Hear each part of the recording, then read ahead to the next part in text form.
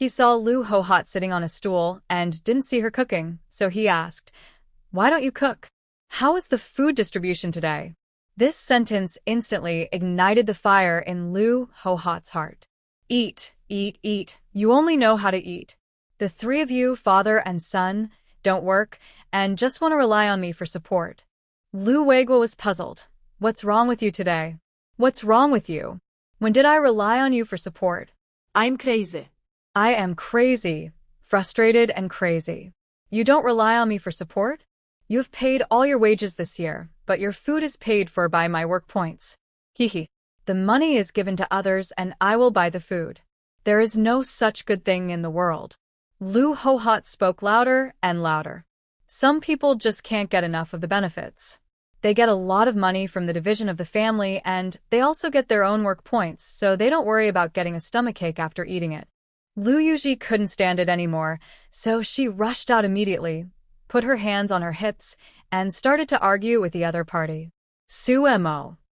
So, is she trying to stop the fight now? Or should she just watch the show quietly?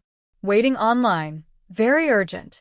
After Lu Yuji left, she quickly started to argue. Lu Hohot also came out to fight back. The two of them talked more and more fiercely, and soon they started to quarrel. Suemo stood aside awkwardly. It was really difficult to leave, or not to leave. Li Yui was making flour rolls. When she heard the two daughters-in-law quarreling more and more fiercely, she came out with a rolling pin and was about to scold them. Seeing Suemo standing aside, she didn't know what to do. She immediately held back the scolding that was about to come out and waved to Suemo. The third wife, come here. Ignore them. Let them quarrel. It's better to quarrel out the resentment that has been accumulated for a long time. Otherwise, it will cause something big to happen. She wanted to listen to where they got so much resentment. Suemo saw Li Yui calling her and hurried over and followed her into the kitchen. Thank you, mother-in-law, for saving her life. She was really not good at persuading people to stop quarreling. Anyway, my mother said let them quarrel, so let them quarrel. She just wanted to listen to some gossip. Although she thought so, she still pretended to be embarrassed and said, "Wouldn't this be bad?" Nothing is bad. The two of them always quarrel. It's better to quarrel at once. Li Yui said, "If I had known earlier, I would have built the houses separately, and everyone would be separated and quiet." She didn't mind, but her father was not very good to begin with, and if the two granddaughters-in-law quarreled frequently, she would be very upset. "What are you doing here?" Li Yui asked, thinking that Suemo came to find her. "The sweater I knitted for Changzheng is almost finished. I came to compare it with my big brother," Suemo said.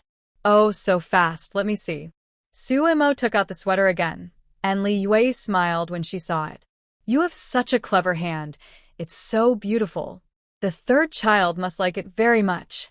It can be seen that it was knitted with great care.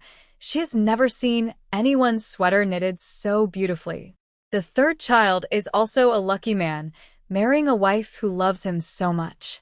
After reading it, Li Yui asked Suemo to put the sweater away quickly. "The kitchen is full of smoke. Don't get it dirty." Suemo helped Li Yui to light the fire while listening attentively. The two of them started with the theme of who was taking advantage, and the argument extended all the way from money to work points, and then to arguing about whose family did how much work and whose family ate more. All kinds of trivial matters were dug out, and it seemed that the resentment had been accumulating for a long time. Suemo felt very sad. Fortunately, she didn't have to live with them. Otherwise, they would see each other every day. How could there be no conflicts? The only consolation was that no matter how they quarreled, it didn't involve their third room. It seemed that they all knew that her Changzheng didn't take advantage of her at all. Lu Xingjuan and his sons came back with a basket of eggs, talking and laughing. As soon as I entered the yard, I found that the two were arguing fiercely. I was stunned for a while, not knowing whether I should move forward. Lu Guoqiang was so scared that he cried loudly, holding Lu Xingjuan's legs tightly. He had never seen his mother so fierce. Lu Xingjuan came to his senses, quickly picked up his son, and took his two daughters into the house. When he passed by, he said, "Stop arguing. What's there to argue about? If you have any problems, sit down and discuss and solve them. Naturally, no one paid attention to him, and the two continued to argue. Lu Qing'an came back with a smile on his face.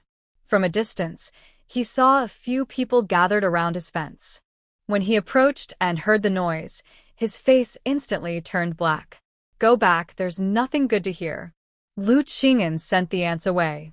After entering the yard, he found the two daughters-in-law who were arguing and almost fighting. Lu Qing'an's face was as black as the bottom of a pot.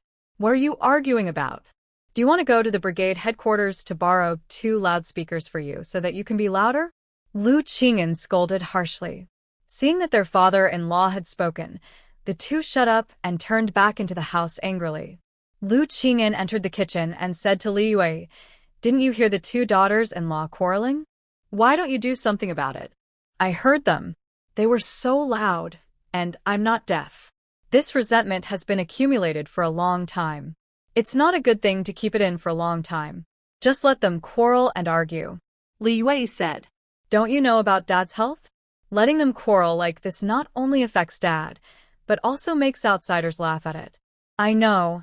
I don't plan to let them quarrel for long.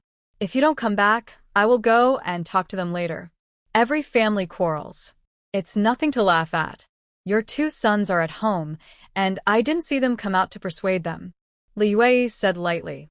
Are they both at home? Lu Qing'an was angry. He let his wife make such a noise at home. There is really no one. Lu Qing'an just saw Su Mo sitting in the corner and burning a fire. He stopped talking immediately and said awkwardly, "The 3rd brother's family is here too." Su Mo showed an awkward but polite smile and replied, "Yeah. Mom, your steamed buns are almost ready. I'll go back first." Su Mo stood up and prepared to leave. "Okay, you go back." Li Yue waved her hand, knowing that it would be awkward for Su Mo to stay here. Su Mo took the sweater and left quickly. When passing by the yard, she was stopped by Lu Yuji again. "Third sister-in-law, your eldest brother is back. Let him compare it for you." Su Mo had to go in again and compared the approximate length and width with Lu Xingjuan. When they came out, Lu Yuji said awkwardly, "Third sister-in-law, I made you laugh." Su Mo waved her hand. "Sister-in-law, even upper and lower teeth can fight sometimes, let alone people." Lu Yuji laughed. "I originally said that you should eat here, but it has just been steamed. I will ask Daya to send you some later." "Sister-in-law, it's really not necessary. I have the rice warm in the pot," Su Mo said, and left quickly. While the sisters-in-law of the Lu family were fighting, Lu Chongzheng also returned to the army. As soon as he returned, there was no time for anything. He went to the mailroom to ask if there were any letters or phone calls from him. After getting a negative answer, Lu Chongzheng felt a little disappointed. Why didn't his wife write to him? Didn't she miss him? Yes, he was urgently summoned back to the team, and his wife must be afraid of disturbing him and didn't dare to write to him. He had to write a letter to his wife to tell her that he had returned safely. Forget it. The letter is too slow. Just send a telegram tomorrow. By the way, he remembered that it was time to send out new coats this year.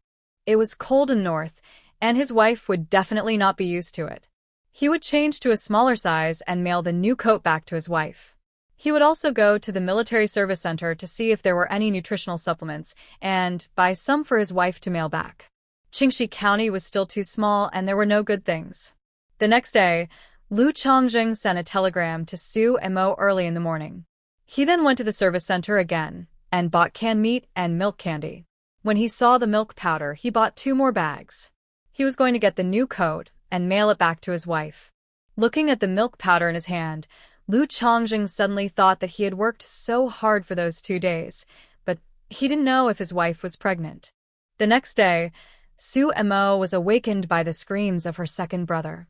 The Lujia village brigade kept 10 pigs for meat distribution. This time, 4 pigs were killed first to share the meat with everyone. The remaining 6 pigs will be killed before the new year, and the meat will be shared with everyone for the new year.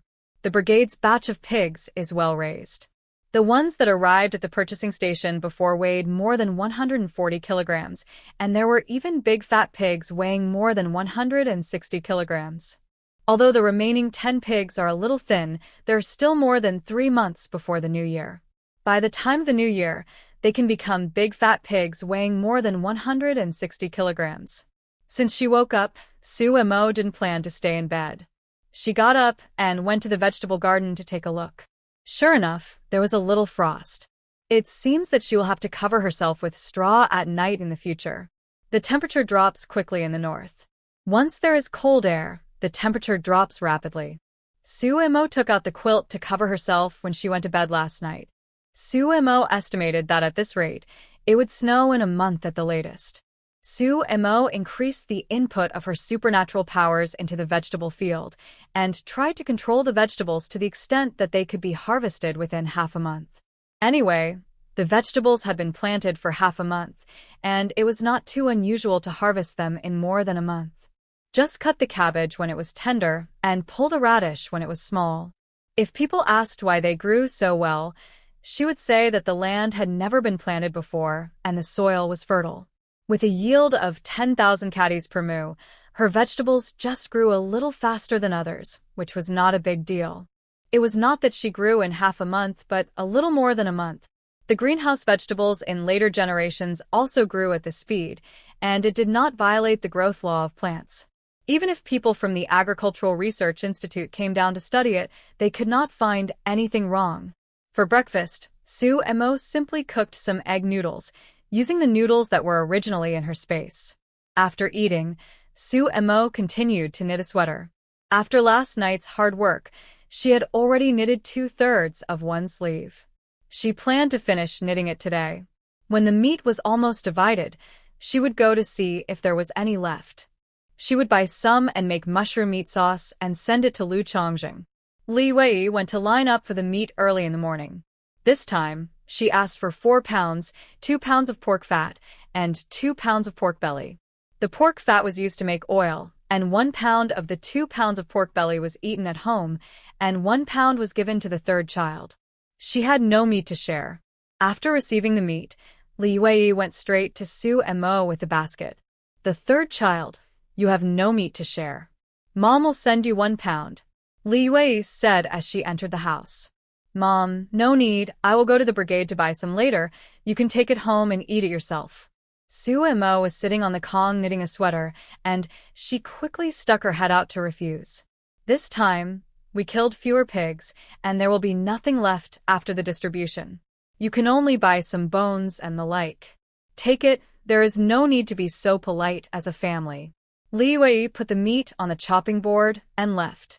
When Sue Mo got off the Kong, everyone had gone far away. Sue Mo looked at the meat on the chopping board and felt a little warm in her heart. Is this what it means to exchange sincerity for sincerity? She was good to the old man, and the old man began to miss her. Sue Mo decided to make more mushroom meat sauce and send a portion to the old man. If there was not enough meat, she would use the meat in the space and buy more when the time came. In the middle of the morning, Sue Mo went to the brigade headquarters with a basket. Sure enough, there was nothing left, all of which were bones. Sue Mo asked for 2 large bones and used them to make soup. She also bought a few ribs. The ribs at this time were not like those in later generations with a lot of meat. The meat was almost removed. Then she asked for half a pig's head, which was about 3 or 4 pounds. The ribs and bones together cost 50 cents, and half a pig's head cost 80 cents, a total of 1.3 yuan. The pig's head is cheap, and the meat is not small. Many people want it, but this thing is usually reserved for those who help kill the pig. Sue Mo didn't know, so she asked for it directly. The person in charge of selling meat was a smart person. When he saw Sue Mo wanted it, he hesitated for a moment before selling it to her. So, Sue Mo, relying on her multiple identities as the secretary's niece, the secretary's daughter-in-law, and the officer's wife, bought half a pig's head. After the meat was divided, the whole village was filled with the aroma of meat.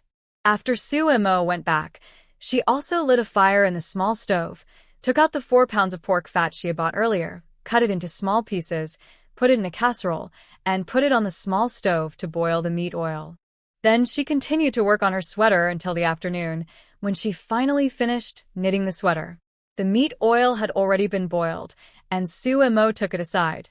It had cooled and solidified. Suemo took out a newly bought enamel pot, washed it and dried it, scooped a pot of lard into it, covered it with a lid, tied it tightly with straw, and put it into the space. Prepare to send it to the cowshed when the time comes. Occasionally eating some meat oil can also be considered eating meat. Suemo also put the remaining half of the casserole of meat oil into the space, and occasionally she can take it out to stir-fry vegetables. The lard residue was also stored in the space, and it would be used to make dumplings. After finishing these, Suemo began to deal with the things she bought today. After cleaning the pig's head, Suemo placed a large casserole on the small stove, put cold water in the pot, put the pig's head in, and added the marinade to prepare the braised pig's head meat. She also took a few large potatoes from the space, and when the pig's head meat was almost braised, she put them into braise. Then, she began to prepare the mushroom meat sauce. Since it was already done, Suemo simply made more, and took out 4 pounds of the 5 pounds of meat in the space. After making it, she sent some to Lu Chongjing, and also gave some to Lu's family, the cowshed, and Gung Chongqing. The last time she saw Gung Chongqing for dinner, there was nothing good, so it would be nice to make some mushroom meat sauce for him to eat with. Good cadres should be protected. Just as Suemo was making the mushroom meat sauce, the postman rode his bicycle to the brigade headquarters. After distributing the meat today, the brigade cadres stayed at the brigade headquarters to discuss how many people should be sent to dig the canal. At this time, everyone was finishing their discussion and preparing to go home.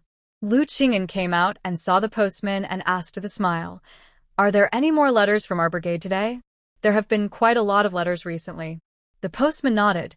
"There is a telegram from Suemo. I'll deliver it to her. Please notify her to come over." "A telegram? Where is it from?" Lu Qing'an asked. "Shenyang Military Region," the postman said, with a look of sympathy. Generally, telegrams sent from military regions are not good news. "Where?" Lu Qing'an's voice was raised a little. "Shenyang Military Region," the postman said again. Lu Qing'an suddenly felt a chill in his body, as if he had no strength all over his body. Shenyang Military Region is not the place where Lao San was.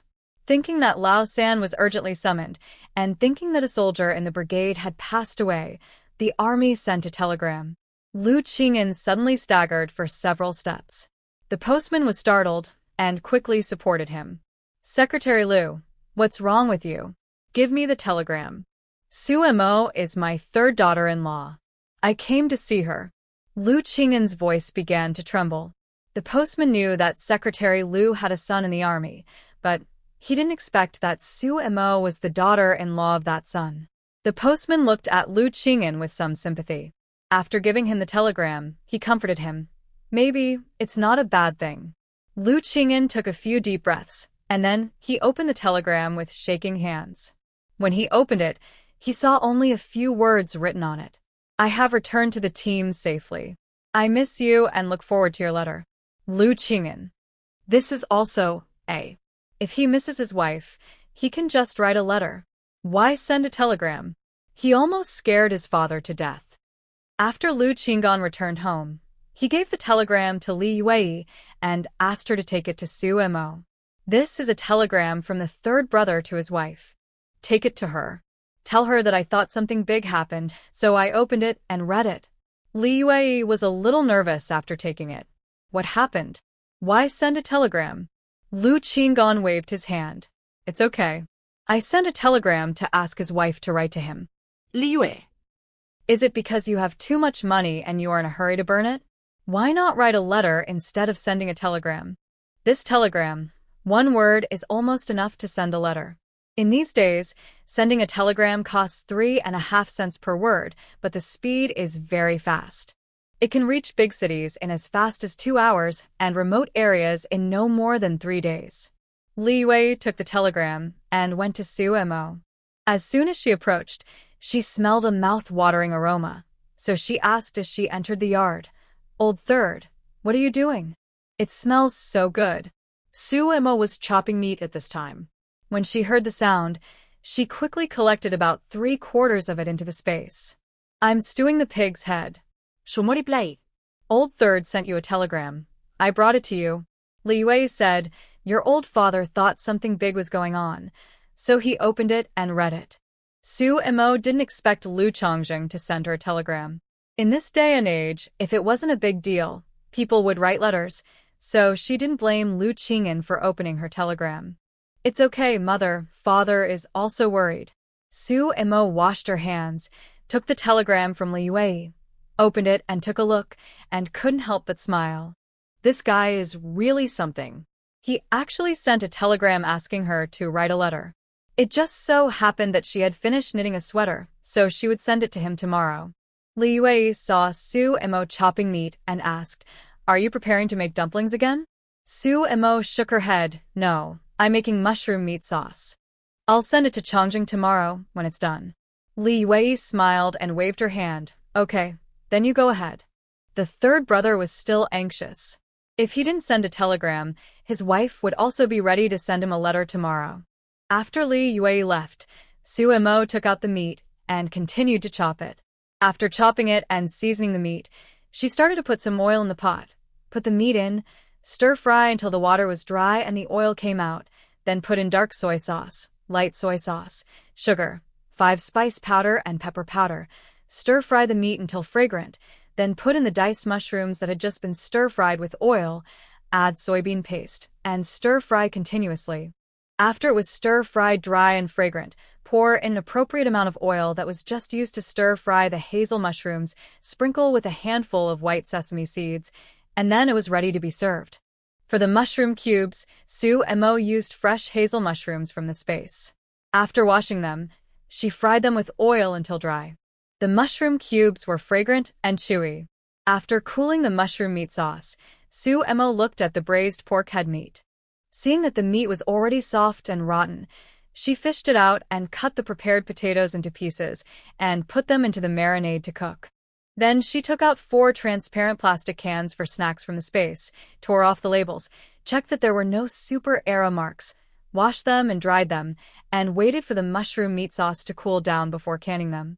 At this time, the pork was almost cool, so Su Imo peeled off the meat on it, cut it into small pieces, and put it in the cans with the potatoes to continue to braise for a while.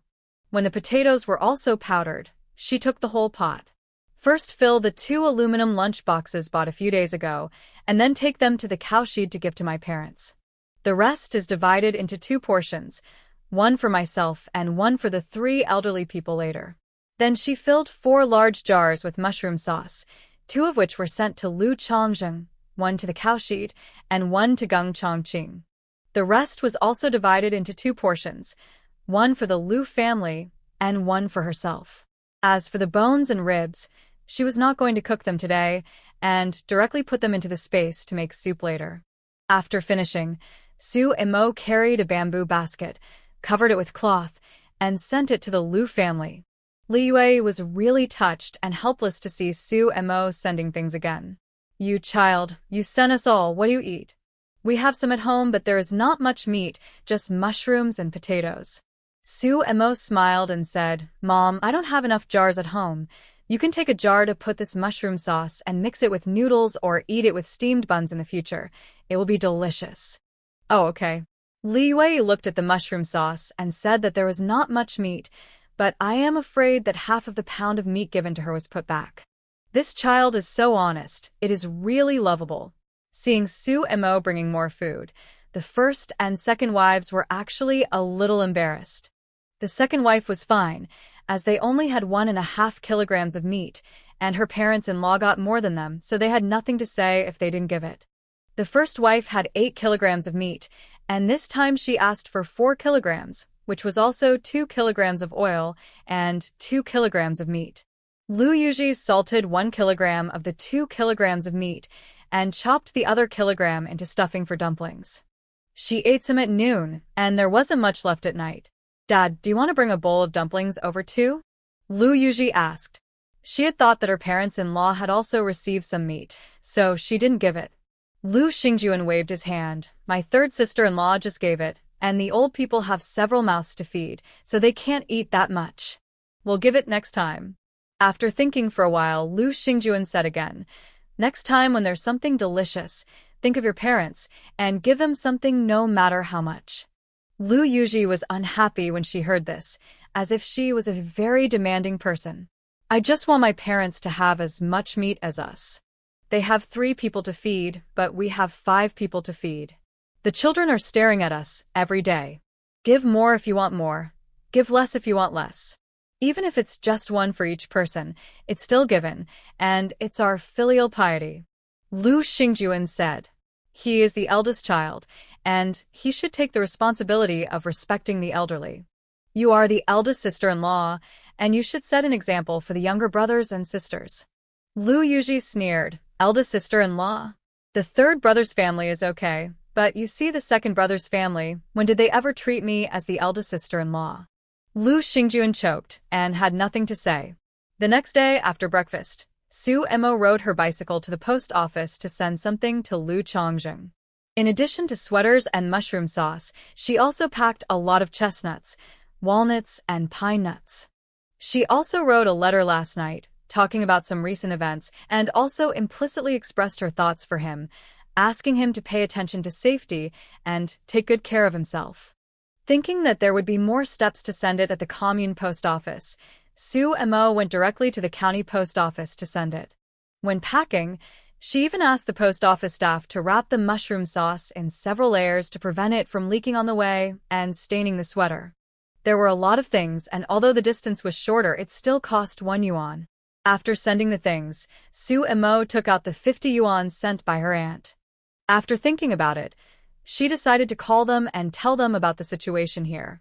She told the operator the number, and after the call was connected, she asked Su Emo to come in. Su Tingda was not at home today. Only Fu Manhua and Su Mo's second cousin Su Yuan were there, and it was Su Yuan who answered the phone. Little sister, I heard from my parents that you got married over there? What's going on? Su Emo just said hello, and Su Yuan's excited voice came. Second brother, why are you at home? She remembered that Su Yuan didn't seem to be in the Guangxi Provincial Army. Su Yuan was 4 years older than the original owner. He also lived in Shanghai for a period of time when he was a child and had a good relationship with the original owner. He was also one of the people who often sent money and things to the original owner. Why can't I be at home? I've been transferred to Guangxi province. Don't change the subject. Tell me why you got married. After Su Yuan came back and heard what his parents said, he was almost angry to death. If he hadn't just been transferred here and couldn't ask for leave, he would have rushed to Hejiang province. Su Emo had to tell them about Lu Chongjing saving her. Just for this, you want to marry him? Su Yuan couldn't believe it. It's not just because of this, it's mainly because he's handsome, the type I like. Su Yuan. Send me a photo of him. I want to see how handsome he is. Su Yuan almost choked to death. He wanted to see what kind of person made his little sister fall in love with him at first sight. The Su family members are all good-looking, and they are usually said to be handsome by others. I sent it. I mailed you some hazel mushrooms and chestnuts a few days ago. I think it should arrive in a few days. The last time Su Emo mailed something, she also sent a photo. Why mail those things? Keep them for yourself. If you don't have enough money, tell your second brother and he will send you money. Second brother, I have enough money. I picked up those things in the mountains. They are unique to the north and not available in the south. I mailed them to you to taste. Su Yuan almost cried when he heard this. His delicate little sister actually went up the mountain to pick up things. How hard it must be. Just when he was about to make a sensational performance, he was slapped by Fu Manhua on the side. Long-distance calls are expensive. To make a long story short, ask your little sister what she wants to call. Su Yuan choked and asked, Little sister, what's the matter with you calling? Second brother, is my aunt here? Let me talk to my aunt. Su Yuan had to reluctantly hand over the phone to Fu Manhua. Aunt, I received the money. You don't have to send it anymore. I met Grandpa Zhang and the others. They all gave me money. I have enough money to spend. Su Emo said. Have you seen them? How are they? Is the old lady in good health? She is in good spirits, but has lost a lot of weight. I will take time to visit her from time to time and ask her to take care of herself. Okay, you should take care of yourself too. Fumano reminded. I know, don't worry, Aunt. I went to Uncle Gung a few days ago and he also gave me 100 yuan to spend. Su and Mo mentioned vaguely that Gung Chongqing was helping. Okay, your Uncle Chongqing is a good person, but he is also busy with work, so you don't have to go to him often. With Gung Chongqing in charge, those people won't have a hard time, but if Gung Chongqing is implicated, it will be hard to say what will happen in the future. I understand, don't worry, Aunt. Okay, I may go to High City again in 2 months, and then I will find you. Fumanwa. Well, tell me when you come, and I will pick you up in the county town. There is a bus from the city to Qingxi County. Okay, I will send you a telegram then. Fu Manhua said. The two greeted each other again and hung up the phone, which made Sui Yuan, who was waiting to speak, stare in anger. This call lasted for 10 minutes and cost Su Mo 11 yuan. After the call, Su Mo thought about going to the supply and marketing cooperative to buy some more meat. She only had 1 pound left from the previous purchase. With the meat coupons given by Gung Chongqing, Su Mo now had 10 pounds of meat coupons. She would go see how the meat was before deciding how much to buy. Not long after coming out of the post office, Su Mo ran into Sister Lu. Sister Lu was chatting and laughing with a middle-aged woman pushing a bicycle. When she saw Su Mo, she quickly sent her away and ran towards her. Sister Su, what are you doing? Sister Lu was a little disappointed to see that there was only a basket hanging on Su Mo's bicycle, and it didn't look like there was anything on it. I'm here to do something today. Su Mo said, Sister Lu, aren't you working today? I was just about to go to the supply and marketing cooperative to see if there was any meat for sale. I'm on vacation today. During this period, all public institutions are paying public grain, so there will be no shortage of meat. Our supply and marketing cooperative has 4 pigs every day. Sister Lu said. Usually we get 1 pig a day and occasionally 2 pigs on holidays. Only during this period of time, when there is sufficient meat supply during the public grain payment period, can we get 4 pigs. The purchasing station has collected so many pigs, but there is not enough food to feed them. If they don't feed them, they are afraid that the pigs will become hungry and thin. So they can just kill them nearby and provide more meat to the supply and marketing cooperatives in the city and county. Anyway, the weather is cold now, and the pigs can be stored for a long time. Everyone takes this time to buy more and make pickled meat or bacon to eat slowly in the future. Sister Su, you bought so much meat last time, and you ate it all? How can it be so fast? I made it into bacon. Isn't it taking advantage of the sufficient meat supply now, so I'm going to buy some more. Sister Lu's eyes flashed, and she approached Su Mo and said, Sister, I have a channel to get meat, but the price will be a little higher. Do you want it? People like Sister Su don't say they eat meat every day, but they must eat it every 2 or 3 days, so the amount of meat they want must be quite a lot. How much? Su Mo also asked in a low voice. Sister, let's do this. We are so familiar with each other. If you bring me a few more baskets of fruit, I will give you 1.2 yuan per caddy. I guarantee that they are all fresh and high-quality meat. Sister Lu said. She really didn't make much money at this price. She had to pay 1.1 yuan for this meat. This is also because she is an acquaintance, so she gave this price. Other middlemen would charge 1.3 yuan. Su Mo thought about it and said, I want 50 caddies of meat. Can you get it? Sister Lu took a breath. This might not only make bacon, but also sausage. Okay. Sister Lu gritted her teeth.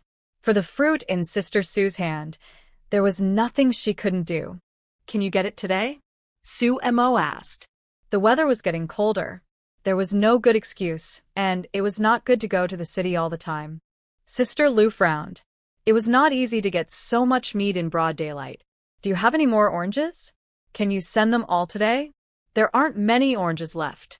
I can only give you 1 more basket at most, but I can get you 2 baskets of yellow peaches. People here love to eat canned yellow peaches, so they must also love to eat fresh yellow peaches. Sure enough, when she heard about yellow peaches, Sister Lu's eyes lit up. Okay, then yellow peaches. How many baskets can you send today? I can send you 4 baskets at most today. Can't you send more?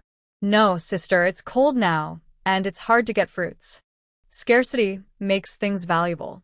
If you get too many at once, they will be worthless in the future. Okay, then 1 basket of oranges, 1 basket of pears, and 2 baskets of yellow peaches. Sister Lou said.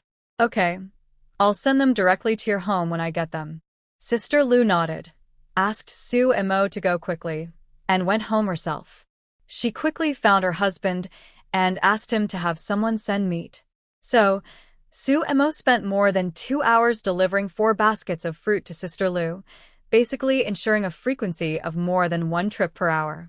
The rest of the time, she went to the deserted road outside the city and hid in the bushes to absorb energy. She could feel that her ability was just 1 step away from the first-order midterm. 4 baskets of fruit were sold for a total of 117.7 yuan. The price of yellow peaches in the supply and marketing cooperative is similar to that of apples, and they are also sold at the same price as apples, 0.5 yuan per caddy. When Sue and Mo delivered the second batch of fruit, the meat she wanted was also delivered. Sue and Mo checked it and found that the meat was indeed good and fresh. It should have been killed today. 50 caddies of meat were given 60 yuan. Sister, if you have good things in the future, you must think of me. Sister Lou said with a smile when sending Sue and Mo out. She would sell Sue's sister meat so cheaply, first to sell her well, and second to show her strength. Sue's sister can get good quality fresh fruits. She is not bad. She has a wide range of channels. Basically, she can get something.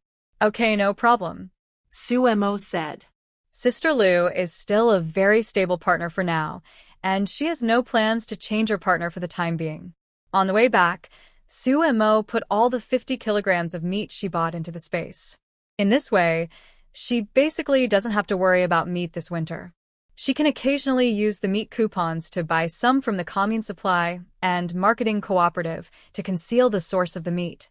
Back to the brigade, Sue and Mo found that the village was quite lively. Seeing several ants walking towards the brigade office happily, she stopped and asked, "Aunt, what happened in the brigade? Why is it so lively?" The ant smiled and said, "Su Jiqing, it's nothing serious. It's the credit union who came down to encourage everyone to save money. As long as you open an account, you'll be given a foot of cloth coupons." Shuma. It turns out that banks have started to attract deposits since this era.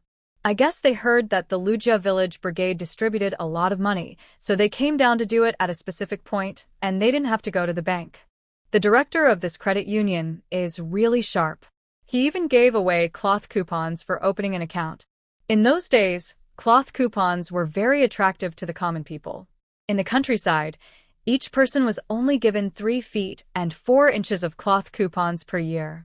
To make a new set of clothes, the cloth coupons of 3 or 4 people had to be pulled together. New clothes were made in turns, me this year, you next year, and him the year after. Families with many children might not get a turn for several years. Sue and Mo also wanted to see the excitement, so she rode her bike to the brigade. Not to mention, there were quite a few people opening savings accounts. In those days, people's thoughts were pure. The director of the credit union praised everyone, saying that if they deposited their spare money in the bank, they would lend it to the country for construction. This really set off the atmosphere. In addition, cloth coupons were issued, and all the families in the brigade who were not starving came to open accounts and deposit money.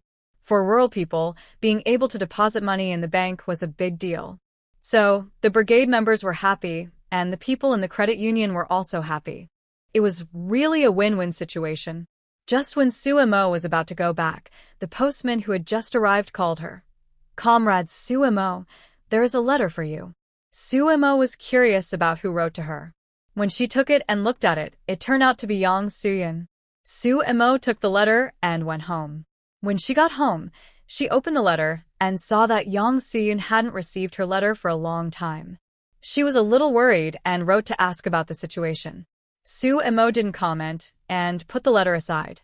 Originally, she had thought about not contacting the heroine before she had enough strength in order to avoid being cannon fodder by the protagonist's halo again. But since she realized that there might be a huge bug in the book, Sue and Mo changed this decision. Before figuring out the situation, it is still necessary to keep in touch with the heroine occasionally. According to what she knows now, The original owner's family should not be destroyed without any resistance. The original owner's parents can still say that they can't stand the of their daughter's death, but the original owner's uncle's family is a bit unreasonable. Su Tingda is the division commander. Fu Manhua is the chief doctor. The eldest cousin Sui Chen is the regiment commander, and the second cousin Sui Yuan should have been promoted to company commander now. In addition to Su Zhongli's previous years of management, such a configuration should not have left none. Moreover, the book has never mentioned the eldest aunt, Fu Manhua. According to the memories received by Su Mo, Fu Manhua is a person with good abilities and skills. Moreover, from her willingness to travel thousands of miles to Hejiang province to see her niece, she would not be a person who does not care about her brother-in-law's family. So, with Geng Chongqing in front and Fu Manhua in the back, why would Yang Xin come to collect the body for the original owner and get the original owner's relics? Even if Fu Manhua was too far away at the time and didn't have time to come, let Yang Xin come. With Fu Manhua's character, she should also go to Haisher to express her gratitude and take back the original owner's relics. There are heavy fogs and too many unreasonable places in this. Su Mo had a hunch that if these things were not clarified, the Su family might end up being torn apart. After thinking about it, Su Mo finally picked up a pen and wrote a reply to Yang Suyin. But she didn't say much, just saying that she was married here. Life was fine, nothing happened. After finishing these, Su Mo went to take care of the vegetable garden and then went back to the house to transfer superpowers to the ginseng. Just when Su Mo was transferring superpowers to the oldest ginseng, the superpowers suddenly shook and finally broke through the threshold of the First Order Middle Stage, successfully entered the First Order Middle Stage, and the consumed superpowers returned to full state. Su Mo quickly stopped transferring superpowers, feeling happy. When the superpowers reached the First Order Middle Stage, she could give birth to plants with a growth cycle of less than half a year at one time, without any pause in between. Su Mo took out a cabbage seed from the space and activated the superpowers. The cabbage seed took root, sprouted, and grew leaves at a speed visible to the eye until it grew into a large cabbage. The whole process took no more than 2 minutes. Su Mo was so happy. Then she took out a watermelon seed from the space and started to induce it to grow. Soon, the watermelon seed turned into a watermelon vine and then produced a big watermelon. After 2 inducements, Su Mo's supernatural power was completely consumed. Although the number of inductions was small, being able to induce a complete induction at one time was already a qualitative leap, and Su Mo was still very excited. Moreover, the land is not polluted now and she can still use the land, which makes it more convenient to induce growth. Su Mo picked the watermelon and put it into the space together with the cabbage. Suddenly, Su Mo paused and then sank into her consciousness to explore. Her space was really about 1/3 larger than before. In addition, she sold a lot of fruits today, so there are quite a lot of empty spaces in the space now. The surprise came too suddenly, and Su Mo wanted to put her hands on her hips and laugh wildly at the sky. So, now her 2 systems of supernatural powers are bound together. As long as one system is upgraded, the other system can also be upgraded. The god of the book still loves her very much. This is such a great convenience for her. She won't have to worry about how to upgrade the space in the future. Su Mo was very happy. She took out the watermelon that had just been born, cut half of it, and ate it. Although it was silly to eat watermelon in such a cold weather, not eating watermelon was not enough to express her excitement. Just as Su Mo was eating watermelon, the excited voice of the announcer came from the brigade radio. The Commune Film Projection team will show movies at the brigade headquarters tonight and tomorrow night, and ask the members to watch them at night. Important things should be said 3 times. The announcer broadcast 3 times. Su Mo seemed to hear the cheers of the villagers. In these days, even radios are rare in rural areas. Cultural life depends entirely on the movies shown by the film projection team. Therefore, as long as the film projection team comes, every household that can move will go out to watch it, although they may have seen these movies several times. Su Mo curled her lips and smiled. She was thinking about finding an opportunity to deliver things to the cowshed. Isn't this a good opportunity? In the evening, the members of the brigade had eaten early and went to the grain drying platform in front of the brigade to grab a spot. Ma Xiaowan also came to find Sumo and went to the movies together. I heard that there will be 2 movies tonight. One is the model opera Red Lantern, and the other is Tunnel Warfare. Ma Xiaowan said, "It is said that there will be a foreign movie tomorrow." She had seen these movies when she was in the city, but it was her first time to watch an open-air movie in the countryside, and she felt that it should be quite interesting. The 2 of them went late, and there was no seat in the front, so they could only sit at the back. At this time, the curtain had been hung on the podium of the brigade, and the tripod projector had been set up, and the projectionist was connecting the wires. With the thump-thump of the diesel generator, the originally lively drying field suddenly became quiet, and the movie began to be shown. The first one to be shown was the model opera Red Lantern. Sumo was worried about something and was not interested in watching it. After more than half an hour, she used the excuse of having a stomachache to go home and rest. Sumo went home first, and after a while, she went up the mountain from the road up the mountain from her home. Fortunately, the moon was bright enough tonight, and the moonlight was enough to walk on the mountain. Lijiao is close to the Lijiakan Brigade. Movies are being shown here. Many people from Lijiao come to watch. No one should go to the cowshed at this time. When they were about to reach the cowshed, Sumo took out the prepared backpack and put it on her back. She carried the quilt prepared for Zhang Zhen in one hand and a straw basket with a pound of eggs in the other hand. After arriving at the cowshed, she hid herself first, knocked on the door with small stones and imitated bird calls. After a while, Su Tingqian came to open the door. After Sumo went in, she asked in surprise, "Momo, why are you here so late at night?" As she spoke, she took the things from Sumo's hand. "Today our brigade is showing a movie. There is no one around, so I came here. Are you guys asleep already?" Looking at the dark lights, it was estimated that they were. There was not much kerosene in the cowshed, and it was hard to see at night, so he went to bed early. In the room, Mo Yurong had already lit the kerosene lamp when Su Tingqian went to open the door.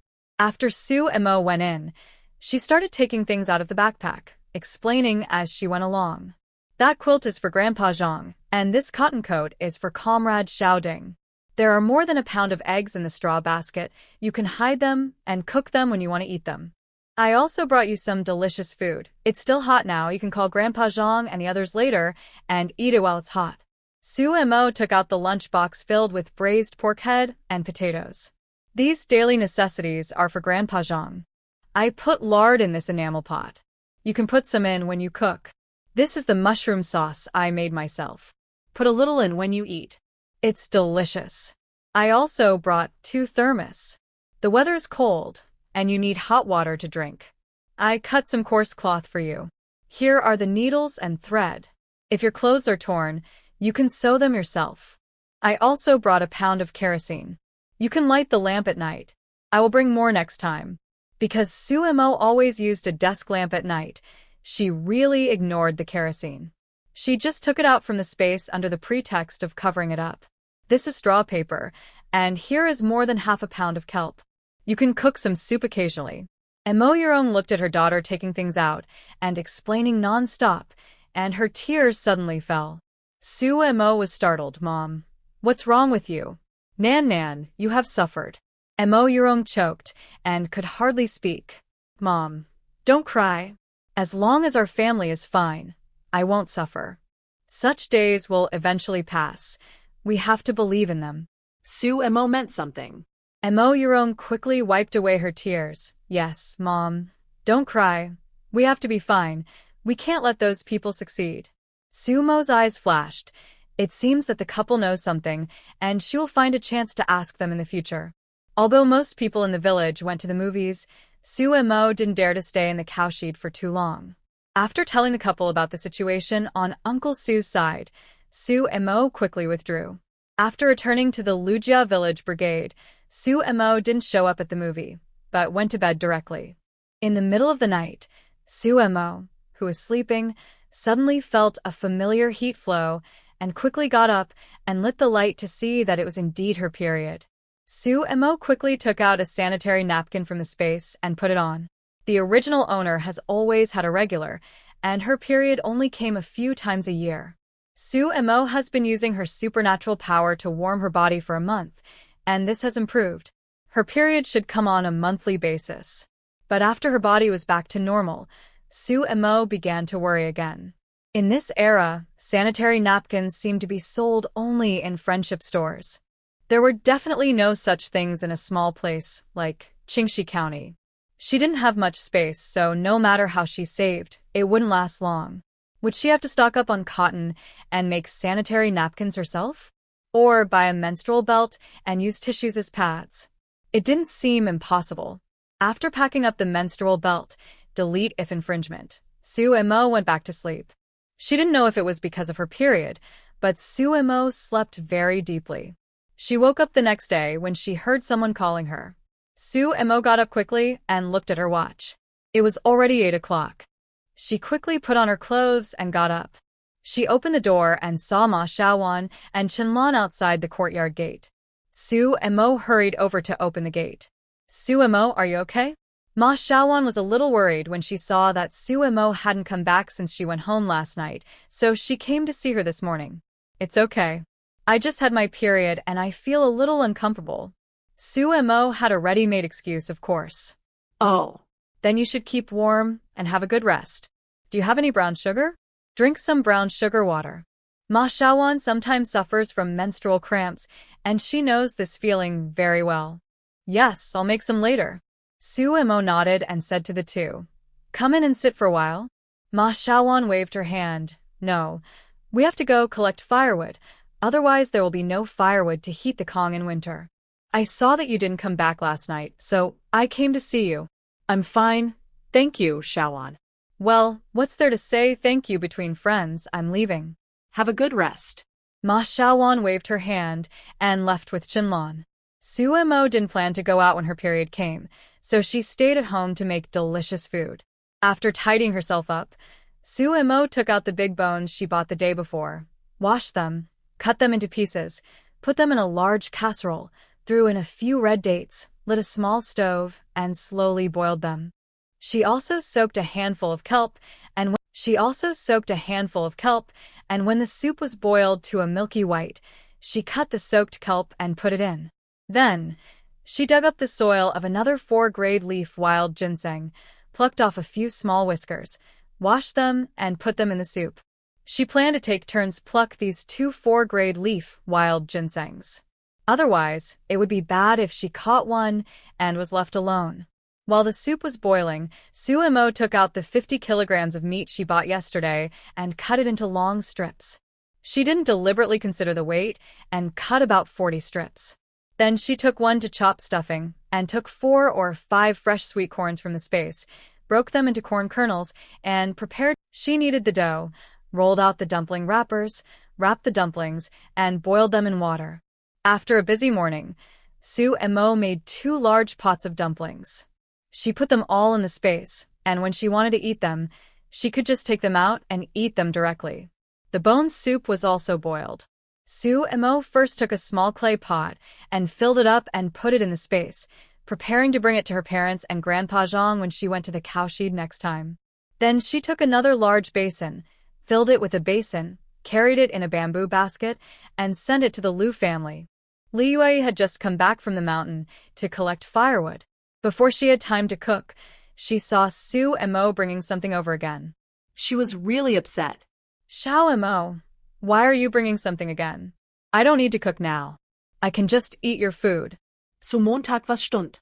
It was the first time she heard Li Yue call her name. Then she couldn't help but smile. So she was considered to be in the eyes of her mother-in-law and had a name in her mouth? It's not a good thing. I just bought some bones the day before yesterday and boiled some kelp soup. It's cold now, and it's good for moistening the throat and warming the body. Su Emo said with a smile. It seems that she, as a daughter-in-law, has done a good job. While it's still hot, why don't you help Grandpa get up and drink some? Su Emo asked. It was almost time now, and the old man must have been hungry. Okay. Li Yue said, washed her hands, filled a large bowl, and took it to the room for Liu Boming. I went to collect firewood today and walked a little further, so I did come back late. Su Mo followed and went to help. Lu Boming was sleeping at this time. When Su Mo saw him, she was secretly shocked. The old man's vitality was very weak, and there was even a trace of death on his body. Mom, didn't you give me pears these days? Su Mo couldn't help asking. Could it be that because the oil was exhausted, those weak vitality had no effect? I ate it. Li Yue sighed. It's cold now, and I can't eat too much. The main reason is that the old man can't eat much anymore. He is so stubborn that he hasn't gone out to the main hall to eat since yesterday. Li Yue woke up Lu Boming, helped him up, and leaned on the Kong chin. Su Mo quickly brought the Kong table over and brought the soup to the old man. Grandpa, I made some kelp and bones soup. You drink some to moisten your body. Okay. Thank you for your hard work, Xiaoma. Lu Boming sat for a while, then picked up the spoon and scooped the soup to drink. Lu Boming took a sip and found that it was very suitable for his taste. He couldn't help but drink a few more sips. The more he drank, the warmer his cold body felt. Unknowingly, he finished a bowl of soup. Li Wei almost cried when she saw it. Great. It's good that you can eat it. Li Wei quickly took the bowl. Dad, I'll get you another bowl. There's still a lot. After saying that, she hurried to the kitchen to get more. Xiao Mo is still the best. She is filial and her cooking is delicious. The old man can eat it. Lu Boming drank 2 bowls of soup in a row before he stopped. But he still looked weak, so the two helped him lie down again. On the way back, Su Mo was in a heavy mood. She didn't expect the old man's condition to deteriorate so quickly. She had to give him the wild ginseng as soon as possible, otherwise she estimated that the old man would not live for a few days. Lu Qing'an also went up the mountain with Li Yue to collect firewood today. Li Yue had to come back to cook, so she came back early, and he would be later. After Lu Qing'an came back, he went to see Lu Boming first. Seeing that he was asleep, he went to the kitchen to ask Li Yue, "How is Dad? Did he eat anything?" "I drank 2 bowls of kelp bone soup, which Xiaoma brought to me." Li Yue said, "Dad loves the soup, so let's drink 1 bowl each and save the rest for Dad to drink in the evening." "Okay." Lu Qing'an nodded, thought for a while, and said, "The third sister's cooking is delicious. Why don't we let her cook for Dad, so that Dad can eat more?" Li Yue thought about it, and it was true. She was used to cooking rough, and it was indeed not as delicious as Xiaoma's. "Okay, I'll talk to her after dinner. This child is filial and will definitely agree." After dinner, Li Yue went to talk to Su Mo. Su Mo naturally agreed, because she was worried about how to give the wild ginseng to Lu Boming. After Li Yue left, Su Mo rode her bicycle to the county hospital. She had to ask the doctor how to eat it better, in case she didn't use the right dosage and had any problems. Lu Boming's vitality was already very weak, and he could not withstand any torture. Su Mo paid 10 cents to make an appointment, and asked the doctor in detail how to take care of patients in Lu Boming's condition, and then asked if wild ginseng could be used, how to use it, the approximate dosage. The doctor was also patient, and answered all the questions one by one for Su Mo. After asking clearly, Su Mo did not stroll around the county town, but went back. When passing by the Commune Supply and Marketing Cooperative, she was stopped by Lu Xiaolan, who had chased her out. When Su Mo left, Lu Xiaolan saw it and deliberately exchanged with someone for a counter near the entrance. She kept staring at the road, waiting for Su Mo to go back, so that she could bring something back. "Third sister-in-law, wait a minute, help me bring something back." Lu Xiaolan chased out breathlessly, and the aunt who was waiting to buy something at the counter looked confused. Su Mo quickly stopped, turned around and rode back. "Slow down. Don't be anxious. Third sister-in-law, wait for me for a while," Lu Xiaolan said, and then rushed into the supply and marketing cooperative. After a while, she brought out a big fat chicken. "Third sister-in-law, please take this chicken back for me and stew it for Grandpa," Lu Xiaolan said. When her mother came last time, she said that Grandpa's health was already very bad, but recently he was doing some 1-strike-3 anti-activities and didn't allow him to take leave at all, which really made her anxious. Okay. Su Mo took the chicken and tied it up on the back seat of the car. Anyway, it was going to be killed soon, so there was no need for preferential treatment. Then I'll go back and get busy. When I have a day off, I'll go back and take a look. Lu Xiaolan said. This period of time is the busiest time for them, and the director has been keeping a close eye on them recently, so they dare not be lazy at all. Su Emo waved her hand and waited for Lu Xiaolan to go in before riding away. After returning home, Su Emo killed the chicken, dug some ginseng whiskers, added some chestnuts and red dates, and stewed it. At that time, the soup was given to Lu Boming to drink more, and the meat was eaten by Lu Qingyan and his wife. In the evening, when Li Yue and the others came back from collecting firewood, Su Emo had already brought the stewed chicken soup over, and Lu Boming had already drunk it. Because he drank 2 meals of ginseng whisker soup in a row, Lu Boming's vitality was stronger than before. Dad, Mom, Xiaolan asked me to bring this chicken back for Grandpa to eat in the afternoon. I killed it and stewed it for Grandpa to drink. Okay, you don't have to go back to eat tonight, just eat here together. Mom made 2 grain steamed buns for lunch. Li Wei said. Su Emo thought that she had something to tell them, so she didn't refuse and ate together. While eating, Li Wei tore a chicken leg for Su Emo and kept the other one for Lu Boming tomorrow. Xiao Emo, this chicken leg is given to you by your mother. You can't refuse it. You must eat it. Li Wei pressed the chicken leg into Su Mo's bowl with a firm attitude. Su Emo smiled. Okay, thank you, mother. I'll eat it. It has been a long time since anyone gave her a chicken leg. After dinner, Su Emo said to the 2 elders with a serious look, Dad, Mom, I went to the county hospital this afternoon and asked the doctor about Grandpa's condition. The doctor said that if there is wild ginseng, there should be hope. Because the doctor said in the afternoon that in Lu Boming's case, it would be better to hold ginseng slices in his mouth instead of stewing them in soup. If he held ginseng slices in his mouth directly, the 2 elders would definitely know, so Su Emo just said it directly.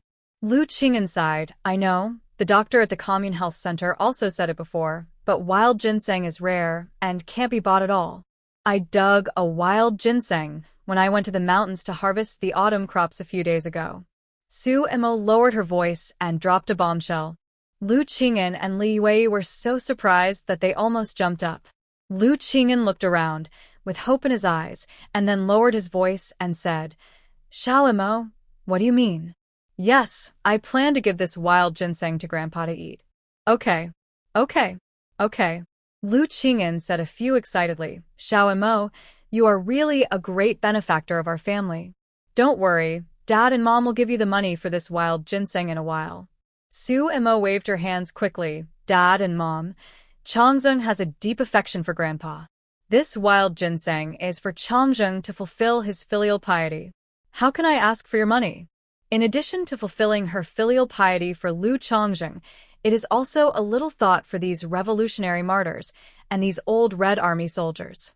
When her ability is upgraded, she can have as much wild ginseng as she wants. Lu Qingyan didn't hold on to this. Anyway, the money must be given. Filial piety is filial piety, but how can such a valuable thing be paid by the 3rd family? Did the doctor tell you how to give it to your grandfather? The doctor said to hold the ginseng slices in your mouth for a few days, and when your complexion is better, you can soak it in water or stew it in soup every day. Okay, then what about today? I have already put some ginseng roots in the soup I stewed for Grandpa today.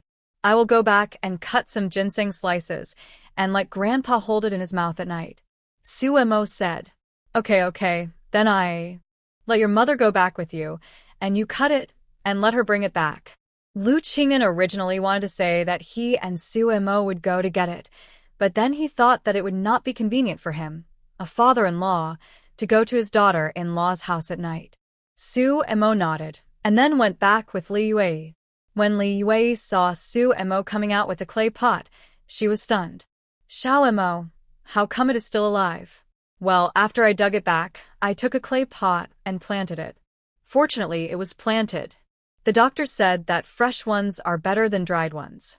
Su Emo said, pulling out the wild ginseng. Li Wei saw Su Emo digging wild ginseng like digging wild vegetables, and she looked a bit mysterious. It was the first time she saw someone growing wild ginseng in a clay pot. After Su Mo dug out the wild ginseng, she found that it was a little bigger than when she dug it. It seemed that her supernatural powers had not been lost in vain. Li Yue looked at the wild ginseng that was as thick as a thumb and exclaimed, "Xiao Mo, this ginseng is so thick, it must be 100 years old. I don't know how to look, but it should be," Su Mo said, gently scraping the soil off the ginseng, and then cut a small piece at the end for Li Yue. "Mom, wash it and take it back for Grandpa to hold in his mouth. I'll cut another piece for him tomorrow morning." Li Yue took the ginseng piece and left quickly. She could already foresee how her father would get better. After Li Yue returned, she hurried to Lu Boming's room and put the wild ginseng in his mouth. The couple returned to the house and Lu Qingyan whispered, "Just now, the eldest and second eldest families came to see Dad. Let's not talk about the wild ginseng for now, just let us know." Li Yue nodded. No. If she told him, she was afraid that the second eldest family would go back and tell her parents. With Xiao Jiuxiang's chatterbox personality, I'm afraid that within 2 days, the whole team would know about it. Don't let some people with red eyes make trouble, and the wild ginseng will have to be handed over, and Dad will be useless. On the other side, Su Mo washed the wild ginseng and put it directly into the space. It might not be easy for others to keep wild ginseng alive, but for her it was too easy. After putting it into the space and taking it out again, it was no different from just digging it out. After that, Su Mo loosened the soil in the jar, took out 2 wild ginseng seeds, and began to promote growth with her supernatural power. Soon, the 2 wild ginseng seeds turned into 2 plants with 3 leaves. Su Mo moved the clay jar back to the corner of the bedroom, blocked it with something, and occasionally moved it to the window to get some sunlight. With nothing to do in the evening, Su Mo began to brew her literary creation again. No matter whether the batch of manuscripts was good or not, she still had to create something new. The next day, Su Mo got up and ate some dumplings casually. After lifting the wheat straw in the vegetable garden, she cut some ginseng slices and went to the Lu family. Seeing Su Mo, Lu Qingyan and his wife were very happy. Li Yue pulled Su Mo and whispered, "Your grandpa ate chicken this morning, and he ate a whole chicken leg. He could only eat liquid food in the past few days, which was not very scary. Now he can eat meat, which means he is getting better." Su Mo went in to see Lu Boming. Although the old man was still in low spirits, he was not sleeping like yesterday. He was sitting on the Kong to rest at this moment, and his vitality was obviously much stronger. Seeing Su Mo, Lu Boming smiled. "Xiao Mo, Grandpa thanks you. Who wants to die if you can live? He still has too many things he wants to do." Su Mo waved her hand. "Grandpa, don't say that. Hold this ginseng slice in your mouth. Chew it and eat it when it has no taste." Su Mo handed the ginseng slice wrapped in a tissue to Lu Boming, and Lu Boming took it and put it directly into his mouth. Lu Boming sat for a while, and Lu Qingyan helped him lie down. The 3 did not disturb him to rest, and went out to do their own things. Lu Qingyan and his wife went up the mountain to collect firewood as usual, while Su Mo rode her bicycle to the commune. Yesterday was the last day to pay public grain, and today she went to deliver pears and mushroom sauce to Gung Chongqing. Su Mo first went to the commune post office to mail the reply to Yang Suyun and found her package. Su Mo thought it was from Lu Chongqing, but when she signed for it, she found it was from Haisher. It was difficult for Su Mo to open it outside, so she could only tie the package to her bicycle with doubts. This time, Su Mo went to find Gung Chongqing, but she didn't need to inform him. The staff on the first floor told her to go up directly. Su Mo carried half a basket of pears and went directly to the 3rd floor. After the secretary informed her, Su Mo went in. Gung Chongqing was looking at the report at this time. When he saw Su Mo coming in with the basket, he raised his eyebrows. "Uncle Gung, I bought you half a basket of pears last time, and sent it to you." Shumoshmail. "Okay, how much is it?" Gung Chongqing asked. The pears were really good. The north was dry, so it would be good to eat more pears. Su Mo waved her hand. "No, I haven't spent the money I gave her last time." Gung Chongqing thought about it and realized that this girl had quite a lot of money recently, so he didn't hold on to it. He would just give her more money next time to save her from spending all the money at once. Gung Chongqing stood up and took the basket. Seeing a jar on it, he asked, "What is this?"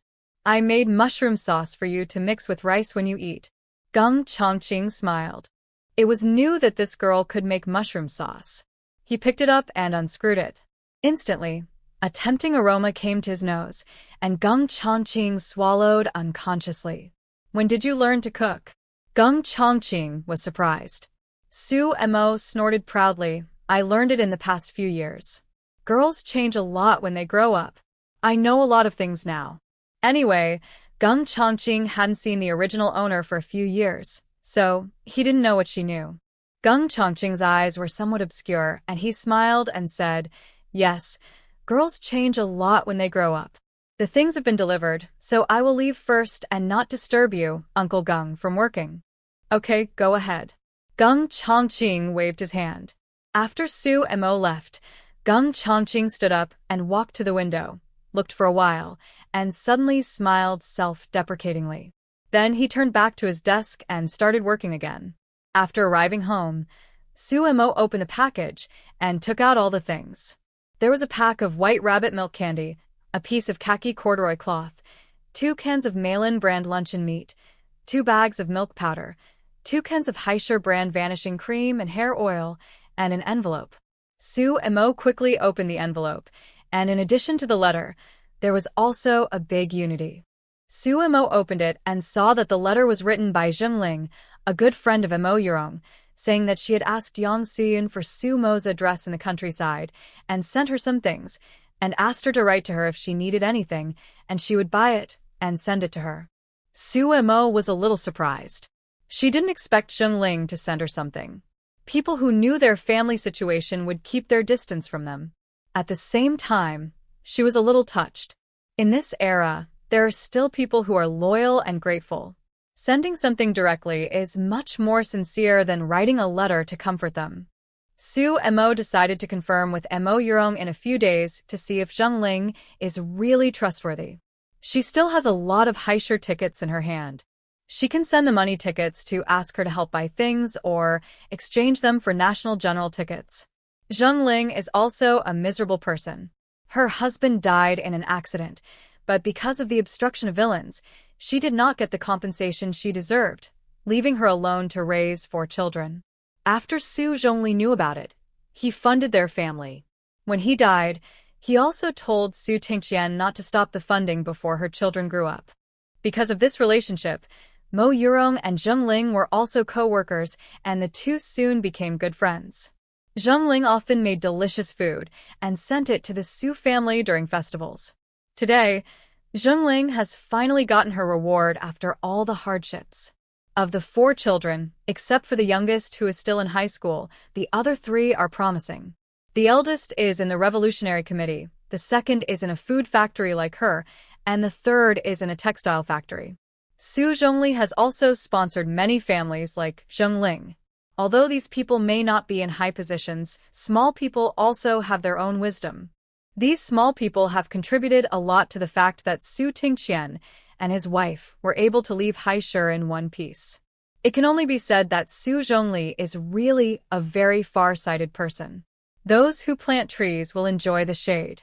Su Mo put away the things, and except for the cloth, she planned to take the rest to the cowshed to give to her parents.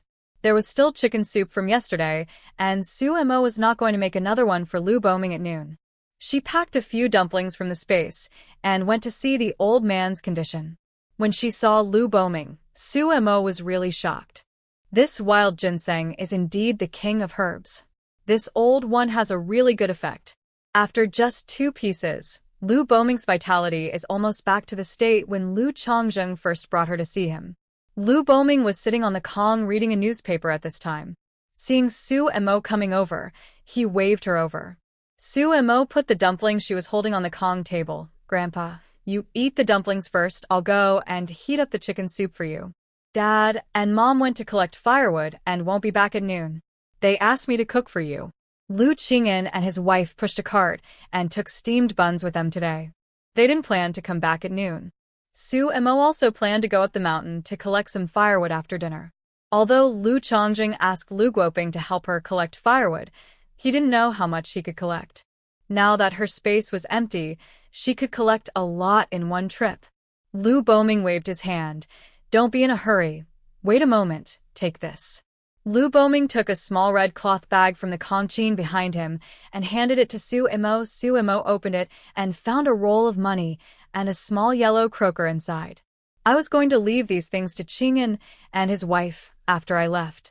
Now that I have your wild ginseng, I think I can live a few more years. I will save money for them then. These are for you. Lu Boming said with a smile. Keep the yellow stuff. It will be useful in the future. He knows his own body well. He can clearly feel that his body is getting better. If he eats not only one but half of this wild ginseng, he thinks he can live a few more years. Su Imo hurriedly returned the things, Grandpa. How can I take your money? This wild ginseng is a gift from us, the younger generation. We all hope that you live 100 years and have a good look at the good days ahead. Lu Boming smiled. Okay, I will definitely live a few more years and have a good look at the good days ahead. You have your own thoughts, and Grandpa has his own thoughts. These are not for buying wild ginseng, such a life-saving thing. How can it be worth so little? This is a little gift from Grandpa to the filial piety of the younger generation. You have to accept it. It was not easy for the old man to save such a little money. Su Imo was about to refuse when she was interrupted by Lu Boming. Xiao Imo, as a family, there must be give and take. You, the younger generation, should accept the filial piety from us, the elders. As the elders, you, the younger generation, should also accept the kindness from us. Going back and forth with give and take is the way to manage a family. Su Imo was a little stunned. It was the first time that someone said such words to her. It seems that since she entered the book, she has been trying to play every role of hers well: a good wife, a good daughter-in-law, and a good descendant. It seems that she has been trying too hard. She lost her parents at the age of 14 and received very little kindness in the end of the world. For so many years, she seems to have become unaccustomed to accepting the kindness of others. What the grandfather said makes sense. Going back and forth, giving and taking, is not only a way to manage a family but also a way to deal with things. You hope that others will accept your kindness, so you'd better accept the kindness of others. Maybe in your opinion, those things are what you are willing to give without expecting anything in return. But the person who accepts, as long as he is not the kind of person who likes to take advantage, will feel more or less pressure. Then, if you accept the feedback from others, others will feel comfortable and the relationship between the two can last.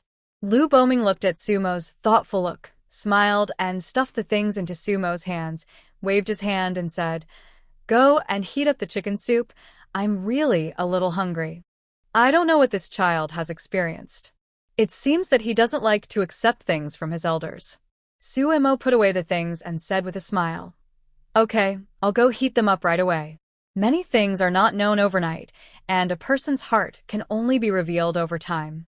After heating the chicken soup for Lu Boming to drink, Su Imo left a few slices of chopped ginseng and asked him to take one slice every half a day. Su Imo didn't see anyone from the first and second houses and guessed that they all went to collect firewood. Winter is long, and there is a lot of firewood to burn. Most people go out with their whole family, busy for several days in a row, and bring back all the firewood for the whole winter. Su Imo returned home, locked the door, borrowed an axe from the brigade, and went up the mountain. Although Su Imo had a knife in her space, she didn't have one at home. On the mountain, Su Imo found a deserted place, absorbed the energy of some branches of trees that were about to dry up, cut down the branches, cut them into small pieces suitable for burning, put most of them into the space, and tied a small part outside. Of course, after chopping down the Su Imo, some energy will be transferred to the roots. As long as the roots are still active, they will sprout again next spring. After a few more years, it will be a good tree again. Su Imo changed several places in a row. After a series of operations, the empty space was soon filled with firewood. Shumoshai. It was great to have a built-in bug. This firewood was probably a day's work for a family of several people. Su Imo the 2 bundles of firewood that were left outside with vines, carried them on a bamboo pole, and went home. After arriving home, Suemo first put half of the firewood in the space into the firewood room and then picked up the 2 bundles that she had brought back. Not long after she finished, she heard someone calling her at the door. She went out to see that it was Lu Guoping and his wife pushing a cart of firewood.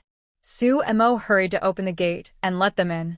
Lu Guoping pushed the cart and went around to the door of the firewood room from the reserved road. The couple was surprised to see that Suemo still had so much firewood. "Sister-in-law, did you go to collect firewood by yourself?" Long Xiaomei asked. "I went to collect a few bundles this afternoon, and the others were brought back, by the way, when I was harvesting in autumn."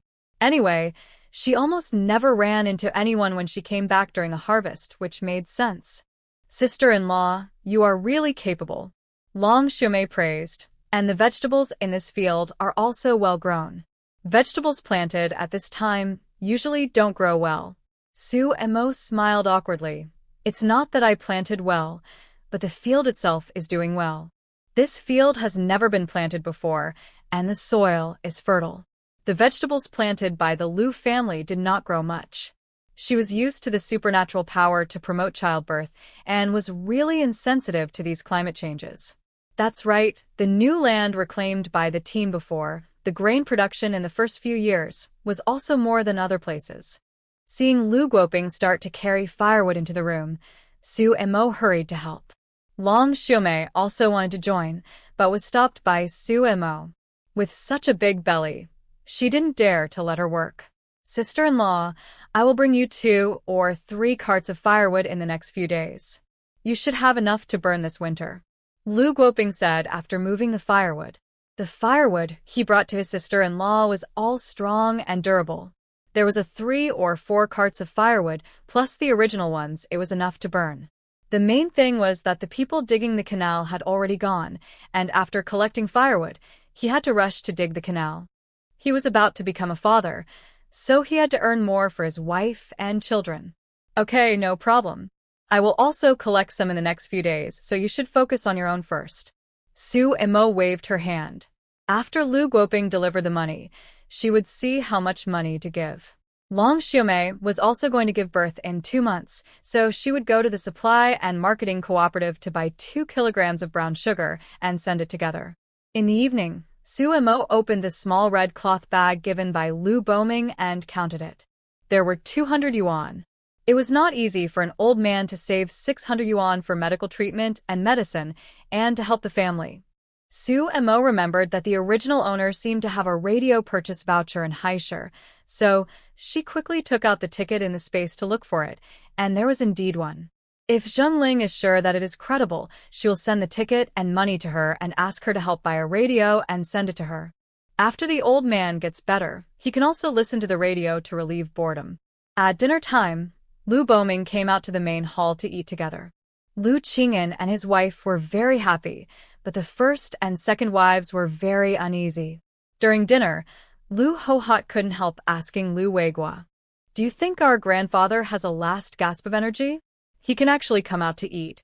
Lu Weigua scolded in a low voice, "Shut up, hope my grandfather is better." In fact, he himself was not sure. He suddenly got better, and it really looked like a last gasp of energy. The first wife's situation was similar. The 2 wives were worried, and after dinner, they went to see the old man again. Seeing that he was really in better spirits and didn't seem to be a last gasp of energy, they were relieved. That night, the team leader Lu Baogua and his wife also brought things to see Lu Guoping. Lu Baogua also heard Lu Qing'an say yesterday that his father was not feeling well, so he hurried to buy things to see him today. Lu Guoping was a hero of their team, and it was reasonable for him, the team leader, to come. After arriving, he found that although Lu Guoping looked weak, he was in good spirits and did not look like he was about to die. Lu Qing'an was even more smiling, not looking like his father was dying at all. Lu Baogua almost cursed. Lu Qing'an, this old man, was really out of his mind. He could say such things without thinking. He even cursed his father. Fortunately, the old man had a strong life. If he was really cursed to death by him, he would have cried. The next day, Su and Mo got up early in the morning to take care of the vegetable garden and cut several slices of ginseng to send to Lu Boming, and then went up the mountains to collect firewood. Su and Mo wandered in the mountains for 2 or 3 days. During this period, she collected a lot of firewood, dug a lot of cactus, and caught a few pheasants and rabbits. That day, Su and Mo found a suitable place in the deep mountains and took out her solar battery to charge. When it was fully charged, it was already late, so Su and Mo quickly put the solar panels into the space and hurried home. When they were about to leave the deep mountains, Su and Mo suddenly heard voices and quickly found a place to hide. After a while, she saw 2 men hurriedly approaching. Su and Mo hid in a good position, where she could see others, but others could not see her unless they approached. Su and Mo saw that the 2 men had light and steady steps, sharp eyes, and bloody murderous aura on their bodies, which showed that they had killed people. They were just wearing casual clothes, so it was difficult to tell whether they were soldiers. The 2 men talked quietly while walking, and Su and Mo happened to be in the downwind, so she heard some of them intermittently. Cowshed. Ask about the situation. Don't say. Capture his daughter and threaten. Su and Mo didn't pay much attention at first, but suddenly paused. Cowshed, daughter. Why did it feel like they were talking about her family? Thinking of the foggy bug in the book, Su Mo's eyes became sharp. Putting on a gray dress that was easy to hide, Su and Mo quietly followed the 2 men. The more she followed, the more frightened Su and Mo became, because the direction they were going was exactly the direction of Lijiao. Moreover, Su and Mo heard intermittently the words Su family, gold, antiques, and so on. It was obvious that these 2 people were coming for them. She had to find a chance to get rid of them. No matter what the 2 people came from, since they were helping the tyrants for money, they should be prepared to die for money. Su and Mo took out a high-voltage electric baton from the space. This electric baton was specially customized by someone for her self-defense in the end of the world. When caught off guard, even high-level superpowers can be easily knocked down. It is not a big problem to deal with 2 ordinary people as long as they are caught off guard. However, before Su and Mo could make a move, something came to her for justice. A group of handsome wild boar brothers were blocking the way of the 2. The taller of the 2 cursed several times and took the shorter one to change the way. However, the startled wild boar brothers were not so easy to give up. It was impossible for them to leave. 2 fat and strong wild boars grunted, raised their fangs, and rushed towards the 2 people. The 2 turned around and ran, but the wild boars chased them relentlessly. When the 2 ran, there were not only the 2, but also several other wild boars joined the chase. The short man saw that running was not a solution, so he took out a pistol from his waist and wanted to shoot the wild boar. When the tall man saw it, he immediately stopped him. Don't shoot. The gunshot will attract people. The tall man was busy stopping his companions, and he was hit by the wild boar and flew up directly, and then fell heavily to the ground. Fortunately, he was agile and got up immediately after landing. At this time, it was obviously impossible to run anymore. The tall man had to take out a dagger from his waist and fight with the wild boar. However, the wild boars were thick-skinned and had amazing fighting power. The tall man fought against 2 or 3 wild boars, but soon his belly was broken by the wild boar's tusks. Blood spurted out, and he covered his belly in pain and staggered away. The short man was in a better situation than the tall man, but he was also forced to flee everywhere by the wild boars.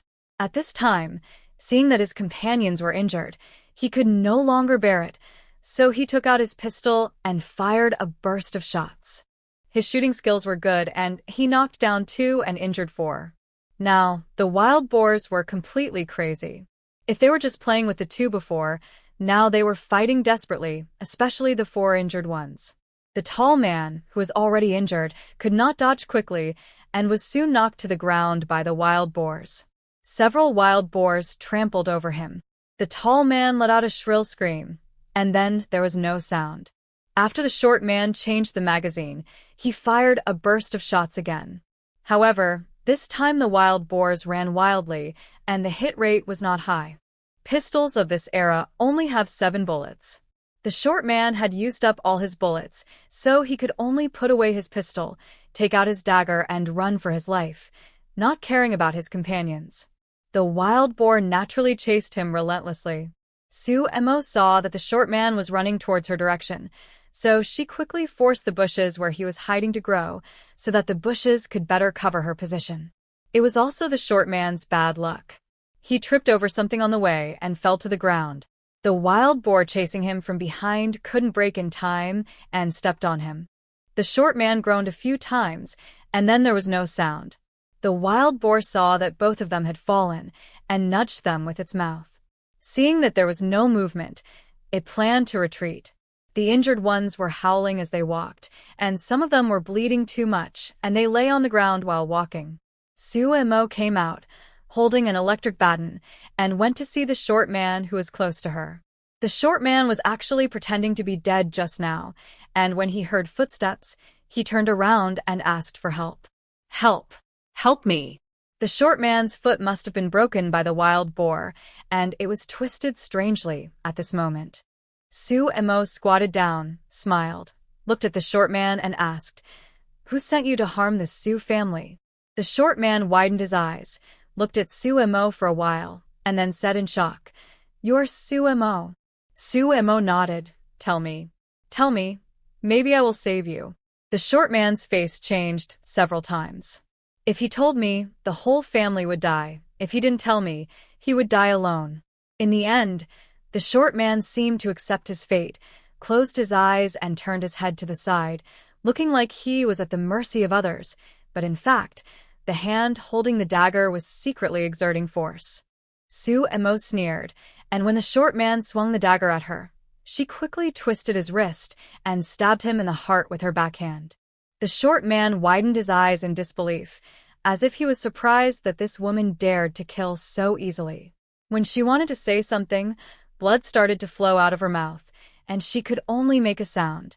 When the other person died, Suemo let go and went to check on the tall man. The tall man had died long ago, and his intestines had flowed out. After confirming that the two were dead, Suemo went to the injured wild boars that had fallen to the ground, selected two that looked more pleasing to the eye, electrocuted them with electric batons, and stored them in the space. The others were left here. After the robbery, some prey that was shot by bullets must have been left behind. There were gunshots, and those who heard it would definitely report back to the brigade. It was estimated that someone would come to check soon. After confirming that there were no traces left here that could trace her, Suemo hurried away. Suemo ran all the way, and when she was about the periphery of the mountain, she took out 2 bundles of firewood from the space and carried them up, and then took out a cloth bag made of coarse cloth, put some Coptis chinensis in it, and tied it to a bamboo pole. Sure enough, as soon as she walked out of the periphery, she saw several people holding earthen guns and going into the mountain. They should be the brigade militia. When Suemo saw them, she pretended to be surprised and asked, "I just heard gunshots. Did you guys catch any prey?" The militia captain Liu Baojia waved his hand. "It's getting late. Su Jiqing, you should go home quickly." Oh. Suemo responded and walked away with firewood, hesitant to speak. She looked back from time to time, with a gossipy and curious look. As soon as Suemo arrived near her home, she saw Li Yue walking back and forth anxiously outside the yard. Seeing Suemo, Li Yue hurried over. "Xiaoemo, why did you come back so late?" "I was worried to death." "Mom, what's wrong?" "I dug something and was a little late. I just met the militia going to the mountains. When they were on the mountain, I seemed to hear gunshots." "Did they catch something good?" Suemo asked, pretending to be curious. Li Yue lowered her voice and said, "It shouldn't be." The person who came back to report said that it was not the sound of a homemade gun, but a pistol. "Your father and the captain have already gone to the commune to report to the police." The person who came back to report was a soldier, so he could hear the difference in the sound of gunfire. It is said that there were more than 10 gunshots, so something must have happened. In this day and age, spies are prevalent, and the people are still very sensitive to gunshots. Don't go to the mountains for the time being. The mountains may not be peaceful. Li Wei said. Suemo nodded quickly, acting very obedient. Then she pulled off the cloth bag tied to the bamboo pole, handed it to Li Wei, and whispered, "Mom, I found Coptis chinensis today and dug up a lot of it." Li Wei was surprised, opened the cloth bag, and saw that it was really Coptis chinensis. After weighing it, it was estimated to be 2 or 3 pounds, and it would be about 1 pound if dried. Coptis chinensis is expensive. At the purchasing station, 1 pound of dried goods can be sold for 8 yuan. This Xiao Mo is really blessed. Others go up the mountain and get nothing. She not only dug up wild ginseng but also such rare plants as Coptis chinensis, and she was able to dig up so much. Li Wei tied the bag back, you process it, dry it, and then take it to the purchasing station to sell it. Li Wei helped Su and Mo get the firewood to the firewood room and was a little surprised to see the high pile of firewood inside. "Did Guoping get all these for you?" "Almost, I got some myself." Su and Mo didn't elaborate. In fact, most of these were smuggled back by her through the space. "I haven't given him money yet, Mother. How much do you think he should be given?" Su and Mo asked. Li Wei took a look and said, "Give him 5 or 6 yuan. Lu Guoping is also a miserable child. His father was also a soldier and later died, leaving his mother to raise him and his sister alone. Most of his father's pension was also taken up by his grandparents and uncle's family, leaving only a little for the 3 of them. Although they were relatives of martyrs and the brigade took some care of them, at that time no one had enough to eat, so how much could they take care of? When there was no food, his mother gave all the food she could fill her stomach to the 2 children and only drank water to fill herself. Now that she has raised the 2 children, she has become sick. People who are obviously younger than her look at least 10 years older than her. Thinking of this, Li Wei said again, "If you want to be more particular, you can buy some eggs and go over. His wife is about to give birth, so you can give her some brown sugar." "Okay." Su and Mo responded and then said, "Mom, wait a moment, I'll cut a few slices of wild ginseng. You can take it back and soak it in water or stew it in soup for Grandpa." Lu Boming has also been holding ginseng slices in his mouth for 4 or 5 days. Now his condition is much better. He only needs to soak 1 or 2 slices of ginseng in water or stew it in soup every day to consolidate it. Su and Mo took the wild ginseng out of the space yesterday and placed it in a ventilated place by the window to dry. Otherwise, it would not be justified if it remained the same as freshly dug after so many days. After entering the house, Su and Mo took the wild ginseng from the window on the Kong, cut a few slices, wrapped them with paper towels, and handed them to Li Wei. "Mom, when the wild ginseng is dried, I will keep it for you and Dad. You can make soup or soak it in water for Grandpa every 10 days or half a month." "Okay." Li Wei nodded, and she would send the money for the wild ginseng to Xiao and Mo later. "It's late. You don't have to cook. Mom made 2 grain-steamed buns. I'll bring a few to you later. Eat them with the mushroom sauce you made. They are delicious," Li Wei said. "Okay, then I won't cook. Thank you for your hard work." Li Wei waved her hand. "A few steamed buns. What's the hard work? Wait, I'll go back and get them for you." After that, Li Wei left in a hurry and soon brought a few steamed buns over and brought 300 yuan with them. "Xiao and Mo, this 300 yuan is for ginseng. I don't know if it's enough, but that's all my parents have. You keep it." Su and Mo smiled, happy to have such sensible parents-in-law.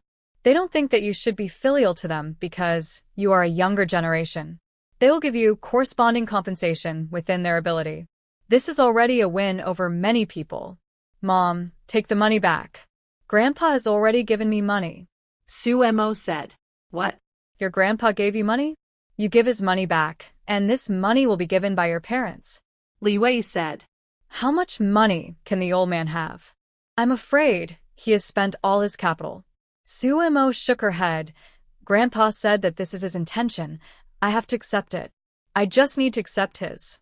Grandpa also gave me that." Su and Mo said, pretending to go back to the room and take out a small yellow croaker to show Li Wei. Li Wei was startled, and her attention was indeed diverted. "Put it away quickly.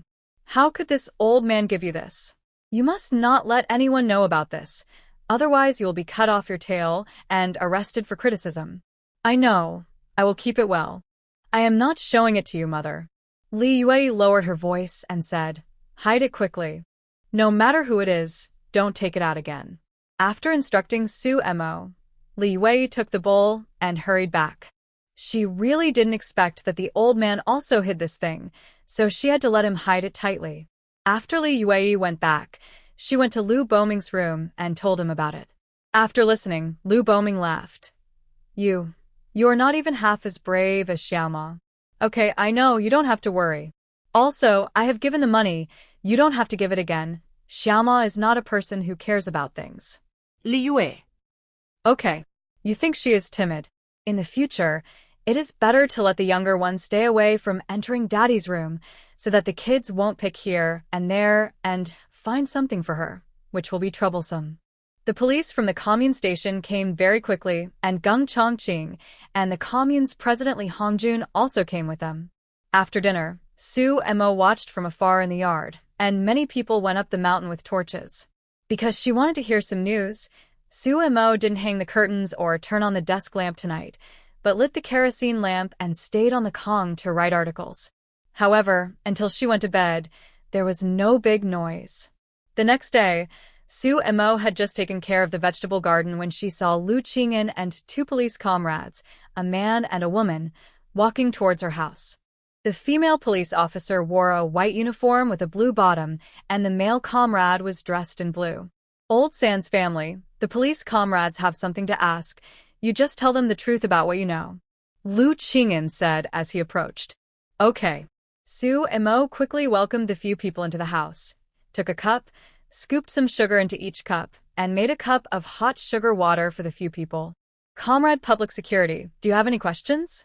Su Mo cooperated very well. In fact, the public security was just a routine questioning because Su Mo could be said to be the last one to go down the mountain. The two policemen were also busy all night, and now they felt a little better after drinking a cup of hot sugar water. Comrade Su Mo, what did you do in the mountain yesterday afternoon? The female police spoke first. I first collected firewood in the mountain yesterday afternoon, and then found Coptis chinensis. I dug it while looking for it, and it was not until the evening. Seeing that it was getting late, I hurried down the mountain.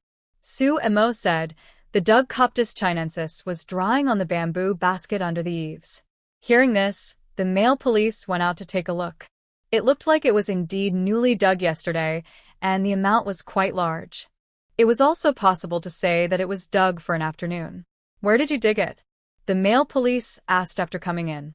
This. I don't know what the place is called specifically, but I can take you there. Lu Qing'an interjected, Comrade Public Security, my third daughter-in-law is from High City. She has only been in the brigade for 2 months, so she may not be able to name the place. The male police officer waved his hand, it's okay. Did you find anything unusual in the evening? Abnormal? I heard gunshots. Does that count? There were several. It was when I heard the gunshots that I looked at the time and realized it was getting late, otherwise I would have to continue digging. Su Mo said. Then you weren't scared when you heard the gunshots? The female police officer asked. Why should I be scared? I thought it was the militia hunting, and I thought there might be some meat when I go back. My mother told me that in winter, the militia would go up the mountain to hunt. Su Mo's eyes flashed with clear stupidity. Thought? That means now you know it's not the militia hunting? The female police officer felt that she had caught something. Yes. When I was going down the mountain, I ran into the militia. Asked them, but they didn't say yes, so it's not. Besides, didn't my father go to report the case? I saw my mother last night. Su Mo looked at the female police officer with an expression of, why are you so stupid? The female police officer coughed awkwardly, and she actually forgot about it. In addition to the gunshots, have you found any other abnormalities? Did you hear any strange noises? The female police officer continued to ask. Su Mo thought about it and shook her head. There are so many noises on this mountain. I don't know what is considered a strange sound. It doesn't seem to be anything unusual. Seeing Su Mo's appearance, the two police officers didn't seem like someone who could participate in such a scene. After asking a few more questions as usual, they left. Led by Lu Qing'an, they went to find the next person to question. After the three left, Su and Mo closed the door and went to Lu's house to inquire about the news. Li Yue was taking care of her sparse vegetable garden at this time. When Su and Mo arrived, she hurried over and lowered her voice and asked, "Mom, what's going on?" "The police just came to question me." The first and second wives had been curious for a long time, but they had never found a chance to ask. Now that the third wife had come over, they hurried over and looked at Li Yue eagerly. It was quite harmonious. Li Yue. Don't talk nonsense everywhere. Before speaking, Li Yue reminded first, especially to Lu Hohat. Lu Hohat nodded quickly. "I heard that 2 spies came and encountered a group of wild boars in the mountains and killed several wild boars." Li Yue lowered her voice. "What about the spies?" Lu Hohat was a little nervous. What if the spies with guns entered the village and hurt people? Dead. Both spies died. One had his intestines pushed out by a wild boar, and the other was said to have stabbed the knife into his heart when he fell and died. That's not bad. Lu Yuji patted her chest. Her children often went up the mountain to pick grass for pigs. If they encountered spies, it would be troublesome. "Mom, are you sure there are only 2 spies? Could there be another one who is still alive and hiding?" Lu Hohat asked a soul-searching question. Li Yue was stunned. "How should I know? This is a matter for the public security. In short, during this period of time, you should tell the children not to run to the mountains and you should not go up the mountains yourself. The other party is carrying guns, and ordinary people like them can't escape from bullets." The 3 of them nodded quickly. After getting the news, Su and Mo went back. She didn't expect that the 2 people would be identified as spies. The main reason was that the police didn't find anything that could prove their identity on the 2 people, not even a letter of introduction, and the guns they used were not the models commonly used in our country. Such people are generally identified as spies first. Then the situation is reported to see if there are any troops or other units to claim them. If not, they are spies. In the morning, people from the County Public Security Bureau also came, with several cars, and a group of people went up the mountain again. In the afternoon, the 5 wild boars on the mountain were also carried down. The police took 3 away, and the remaining 2 were left to the Lujia village brigade. Lu Baogua quickly asked people to kill them, gave one to the commune cadres to take back, and the rest were divided among the members of the Lujia village brigade. These wild boars are not small, they are all big wild boars weighing 300 or 400 kilograms. After killing the boars and removing the internal organs, each of the more than 1,000 people in the brigade can get about 4 tails of meat. Although Su and Mo still had 2 big wild boars lying in the space, she still went to line up to get some. The meat she was given was good, estimated to be half a pound, with fat and lean meat. Su and Mo fried it with heavy seasoning that night. People say that wild boar meat has a strong smell, but maybe because she used enough seasoning, she thought it was not bad. The matter of spies caused quite a stir in the production brigades around Bukai Mountain. Although people did not dare to discuss it openly, they exchanged the information they had found out in 2s and 3s in private. The militia teams of several production brigades spontaneously divided into several groups. During this period, they took turns to patrol the mountains. Even if there were spies who escaped, they had to scare them away. Otherwise, it would not be safe for the members to go up the mountain to collect firewood or pig grass. The militia was so active that Su and Mo did not dare to go to the cowshed again. She would wait for this period of time to avoid being caught by the militia as a spy. She hoped that after the failure this time, the other party would not send anyone again in a short period of time. After finding out the situation clearly, she would find a way to inform Su Tingda about what happened here. She could not make a phone call at this time, as the phone call was very easy to be eavesdropped. She boldly guessed that the other party might have sent someone to monitor them. The next day, Su and Mo carried a basket of corn and rice and went to the processing plant of the commune. She planned to beat the corn into corn grits and occasionally cook some grits porridge. She also ground the rice into rice and took it to the cowshed several times. Compared with the rice now, the rice in her space was too smooth and white, so it was better to keep it for herself. With the machine, the speed was still very fast. In less than half an hour, everything was done. But the machine at that time was not as advanced as that of later generations. It could separate the rice husk. When it was ground out, the rice and husk were mixed together. It had to be separated by a windmill several times. It was the first time that Sue Mo used such a windmill. She found it quite interesting. Pour the rice into the funnel on the top, then turn the wind blades, use the wind to the husk out from the side, and the rice comes out from the bottom. Just take a basket and put it on the ground to catch it. It is said that this kind of windmill has existed hundreds of years ago. It must be said that Sue Mo also admires the wisdom of the ancients. Sue Mo did it several times until the husks were separated. Then she took a sack and swept the husks that were blown out and packed them up. The husks are good materials for pig farming, and they can be exchanged for work points at the brigade. 2 baskets of things cost 50 cents for processing fees, which is still relatively expensive. However, the electricity bill is 2.2 cents per kilowatt hour at this time, so it is not expensive.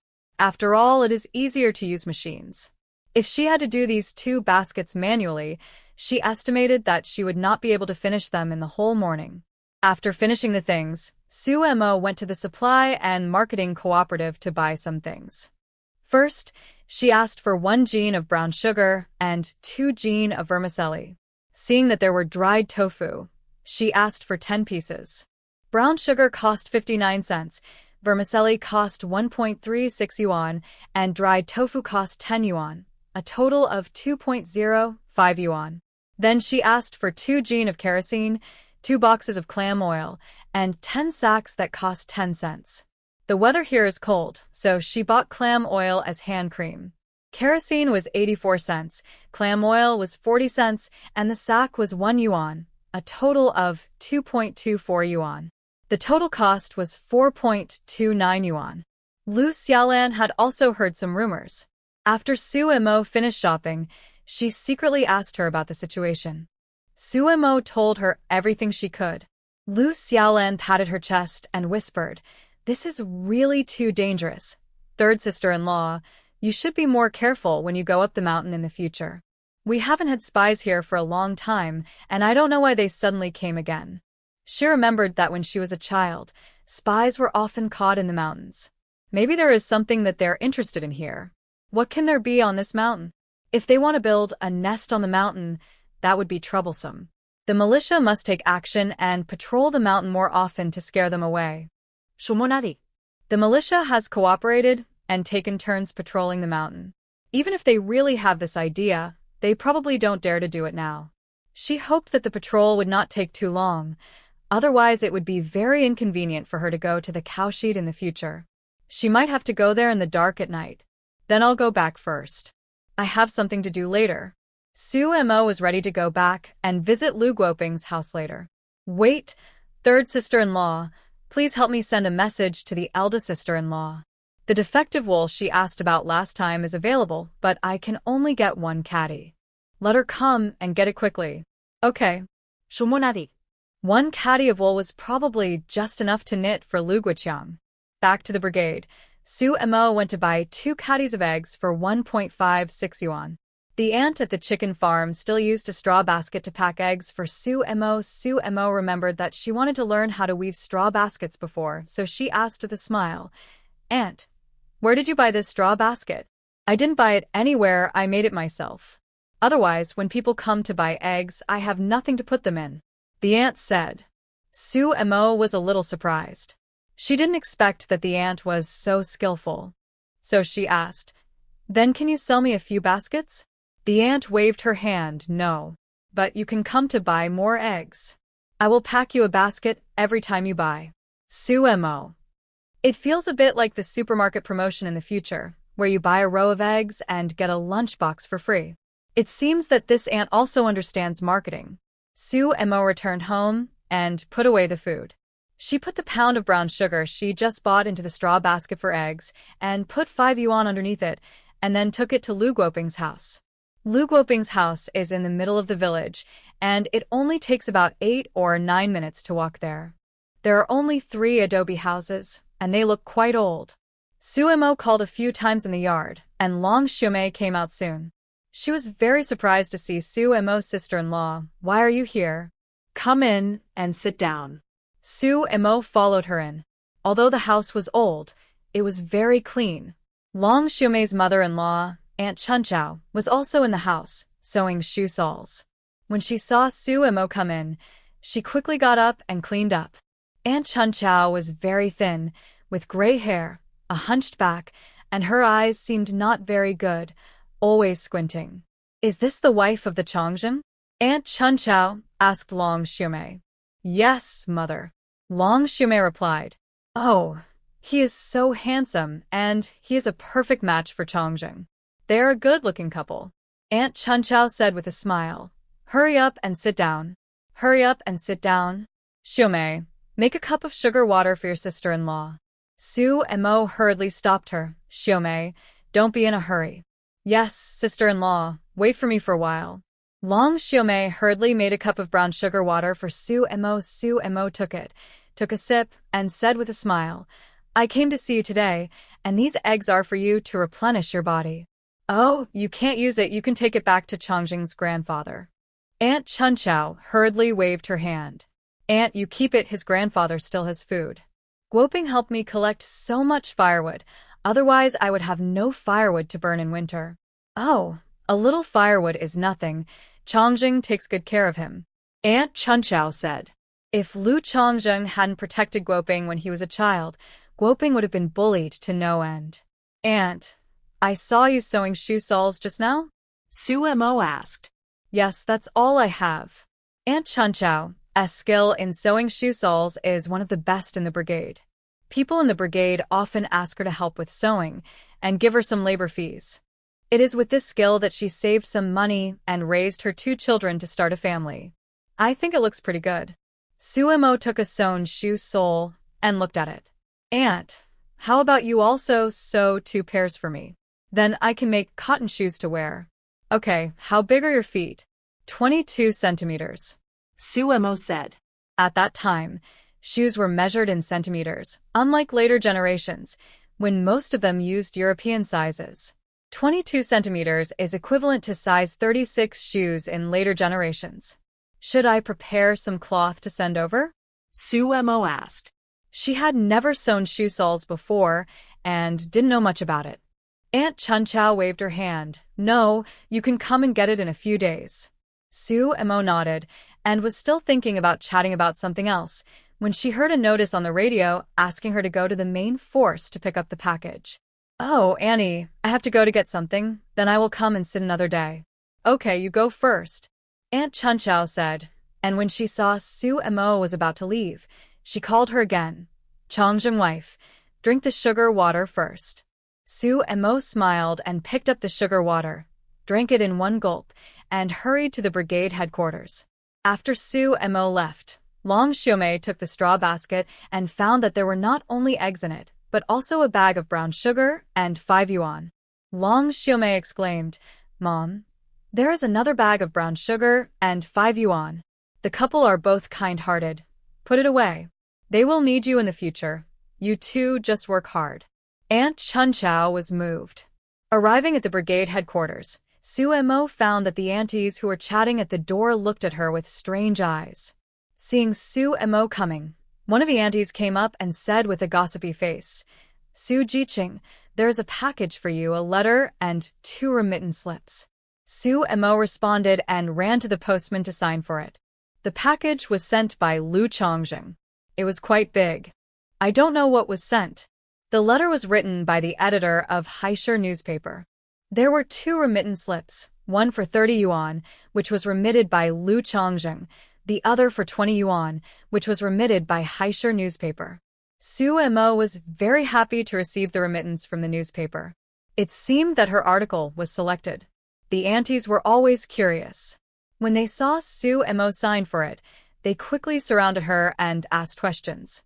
"Su Jiqing, who sent you these things? Was it your husband?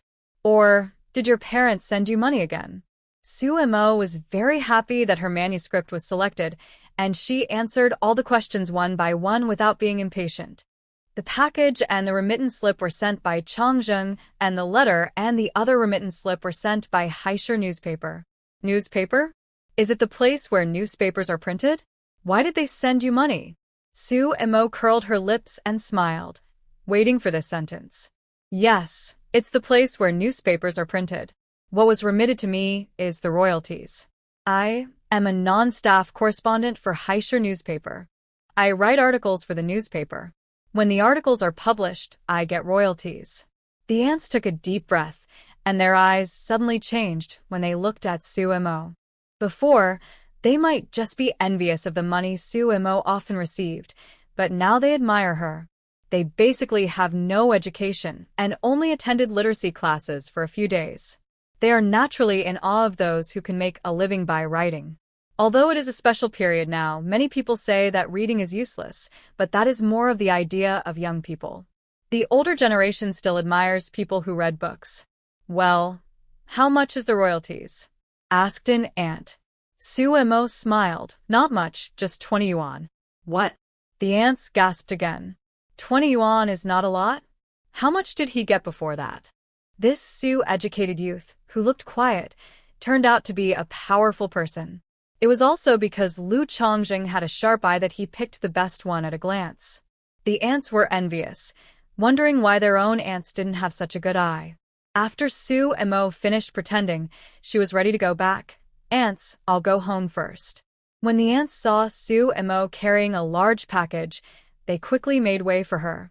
After returning home, Sue Mo first opened the letter sent by the editor of the newspaper.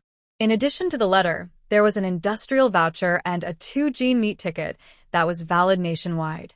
Sue Mo put the ticket away and unfolded the letter. In the first half, the editor highly praised Sue Mo for giving up her job in Haisher to support rural construction. As for whether it was sincere, no one knew. In the second half, it said that their newspaper had recently opened a column for educated youth who went to the countryside. The manuscript sent by Sue Mo was simply timely rain. He asked her to write more about this in the future, and he would try his best to get her a higher remuneration. The 4 articles that Sue Mo had submitted before were all controlled at a little over 1,000 words, and she was remitted 20 yuan, which was calculated at 5 yuan per 1,000 words. She remembered that the original owner had received 8 yuan per 1,000 words for one of her previous articles. It seemed that she still had room for improvement. After reading the letter, Sue Mo opened the package sent by Lu Chongjing. There was a brand new military coat inside, but it was a small size. It should be specially changed for her by Lu Chongjing. Sue Mo tried it on. Although it was a little big, it was just right for wearing in the winter when it snowed. Otherwise, she would have only one set of cotton clothes and no change. In addition to clothes, there were also canned meat, milk powder, and milk candy, all in double portions. Sue Mo put away one copy for herself and would take the other copy to the old man later. There was also a thick letter, which Sue Mo opened. It had 5 pages of letter paper. Lu Chongjing simply said at the beginning that he went on a mission after returning to the team and returned to the army half a month later. The next 4.5 pages were all about his longing for Sue Mo, with all kinds of sweet words, which made Sue Mo's mouth twitch, but curled up. Finally, he did not forget to remind Sue Mo to write to him more often. Sue Mo thought that she would send out the manuscript she had written recently tomorrow, so she took out the letter paper and wrote a letter to Lu Chongjing, telling him about what had happened recently, especially the fact that Lu Boming's health had improved. After thinking about it, she finally added a sentence, "I miss you too," at the end. While Sue Mo was writing the letter, Lu Yuji, who had just returned from helping others pick cabbage, saw Li Yue washing things by the well, and went forward. "Mom, I heard that my 3rd brother's wife received the manuscript fee remitted by the newspaper, which is 20 yuan. There's nothing exciting to see in the countryside, so anything new will spread quickly." What? Li Yue was at home packing up this morning and didn't go out, so she didn't know. Just say that my 3rd brother's wife is a reporter for a newspaper, and she submitted an article to the newspaper, it was published, and she remitted 20 yuan as a fee. Those ants didn't know what non-staff correspondent meant, so they just said reporter. "Is there such a thing?" Li Yue stood up and said with a smile, "Xiaoma is a smart child. This is also possible." The old daughter-in-law, the more she looked at her, the more she liked her. At home, she could make money by writing articles. When she went up the mountain, She would either encounter Coptis chinensis or dig wild ginseng. She is really a lucky star. Lu Yuji felt a little uncomfortable when she saw Li Yue so happy. When she had 2 daughters-in-law before, Li Yue liked her more. I heard that my third brother also remitted money and sent packages back. Lu Yuji added. Li Yue waved her hand. Not caring much. That's as he should be. His wife is at home, so he should send some money and things back. Lu Yuji didn't say anything, but she was actually surprised in her heart. If it were her son only cared about sending things to his wife, and his parents didn't have anything, she would feel a little uncomfortable. It seems that this third sister-in-law is still a bit capable. She has been in the family for only a month, but her status in her mother-in-law's heart is already so high. Lu Yuji suddenly felt a sense of crisis. It seems that she still needs to think more about the old people, otherwise her status as the eldest daughter-in-law will probably be lost. After Su Mo finished writing the letter, she cooked a piece of bread, went to the vegetable garden to pick a few spinach, and solved her lunch with the wild boar meat left over from yesterday. After lunch, Su Mo saw that the spinach in the vegetable garden had grown mature, so she prepared to harvest it. Keep a part for yourself and send the rest to the Lu family. After all, this thing is not durable, and she can't stuff it all in the space. Moreover, when they got married, they dug up all the vegetable gardens, and the first and second rooms still have to exchange vegetables with the villagers. Although Li Yue planted some for them later, there really weren't many spinach roots. The spinach plot wasn't big, and Su Mo pulled it all out in about 10 minutes. She kept about 3 or 4 meals for herself, and put the rest in a backpack, took the things Lu Chongjing had sent, and went to Lu's house. When Su Mo went over, Li Yue was drying the bedding while the sun was shining. Mom, my spinach has grown well. I brought some over. You can give some to the eldest and second sisters-in-law. Li Yue hurried over to help Su Mo pick the baskets and saw the full basket of spinach. She didn't quite agree. If you bring all of it over, what will you eat? I still have some at home, and this stuff doesn't last long. When we got married, we dug up the vegetable plot and no one had much to eat, so we can share these, and it's good for a few meals. Li Yue smiled. You're a generous person, okay?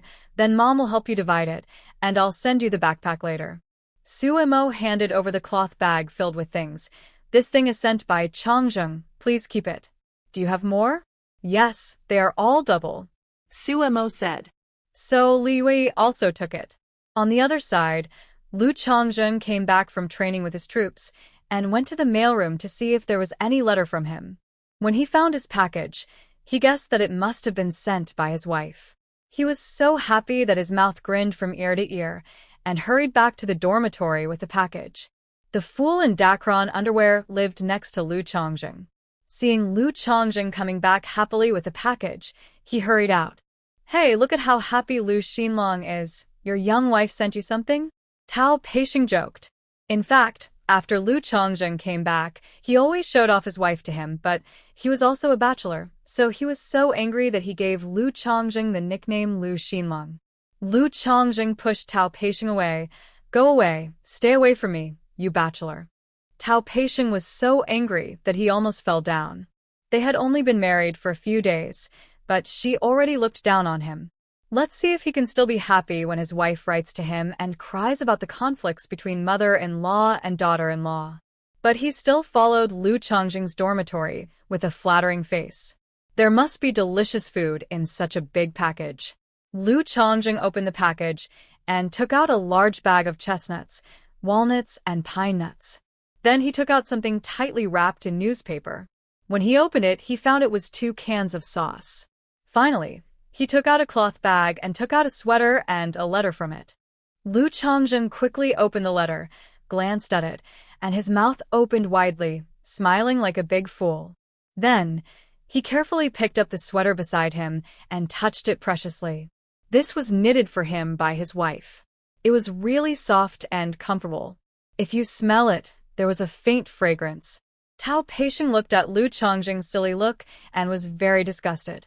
He'd better not get married, lest his IQ drops. Without looking at Lu Chongjing anymore, Tao Peixing took a jar of sauce, twisted it hard, and instantly a fragrant aroma came. Oh my god, this old nose smells so good. Tao Peixing exclaimed, took a spoon from Lu Chongjing's table, scooped a spoonful, and stuffed it into his mouth. Lu Chongjing always said that his wife's cooking was good, but he didn't believe it. Now he believes it. It's really delicious. Lu Chongjing rushed over to grab it. You idiot. This is what my wife made for me. Tao Peixing dodged quickly, scooped a spoonful, and stuffed it into his mouth while dodging.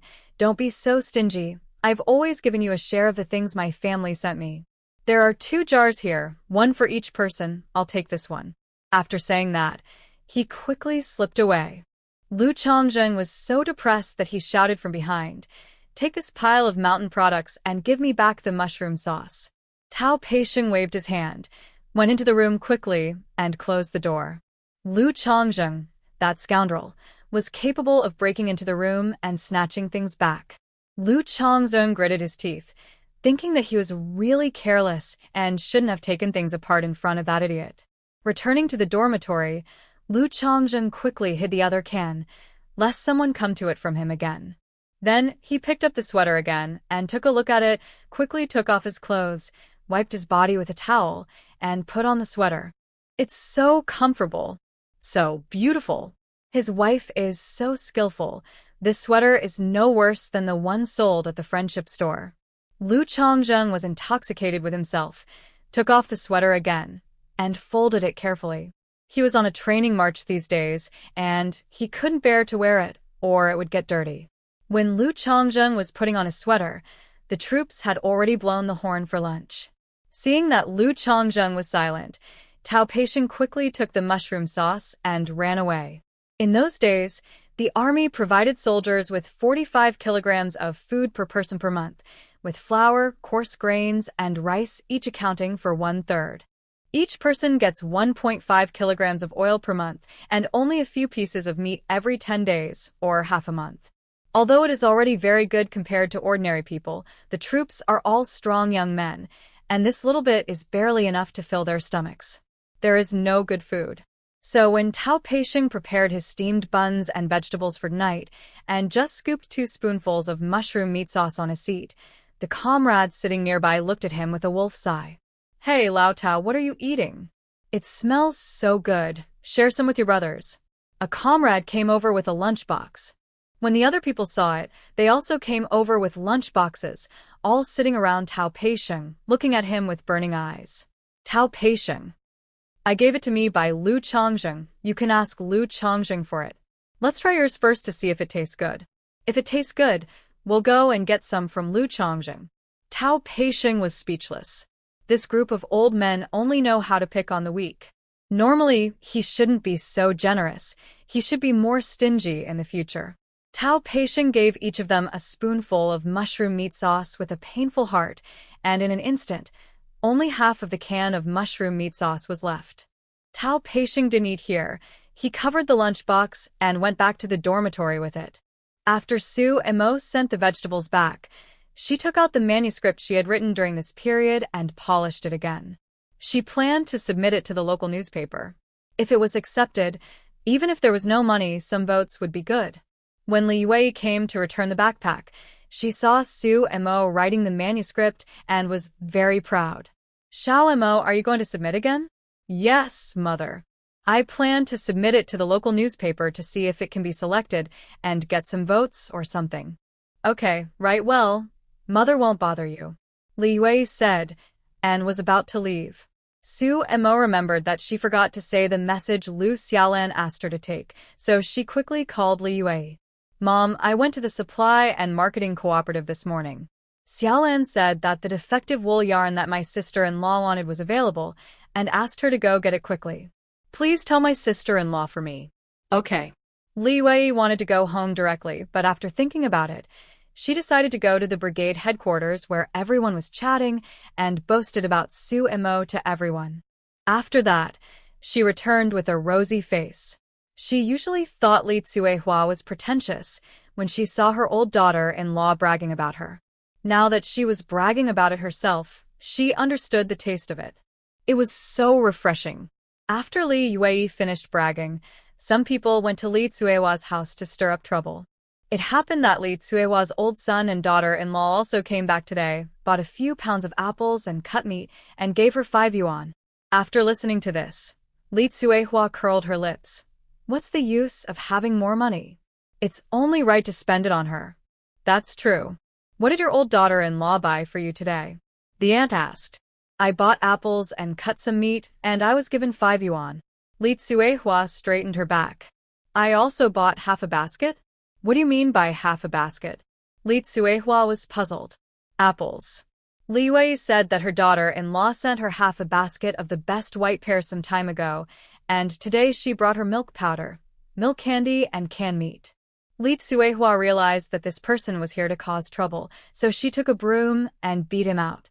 Soon, the news that Li Tsuehua beat someone because her daughter-in-law was not as good as Li Wei's daughter-in-law spread throughout the brigade. Li Tsuehua was furious. In the past 2 days, Su Mo has been paying attention to the patrol of the militia team. It's true that they are responsible, patrolling day and night. Su Mo was in the yard, watching the brothers of the militia team, holding torches and going up the mountain again, and she was actually a little anxious.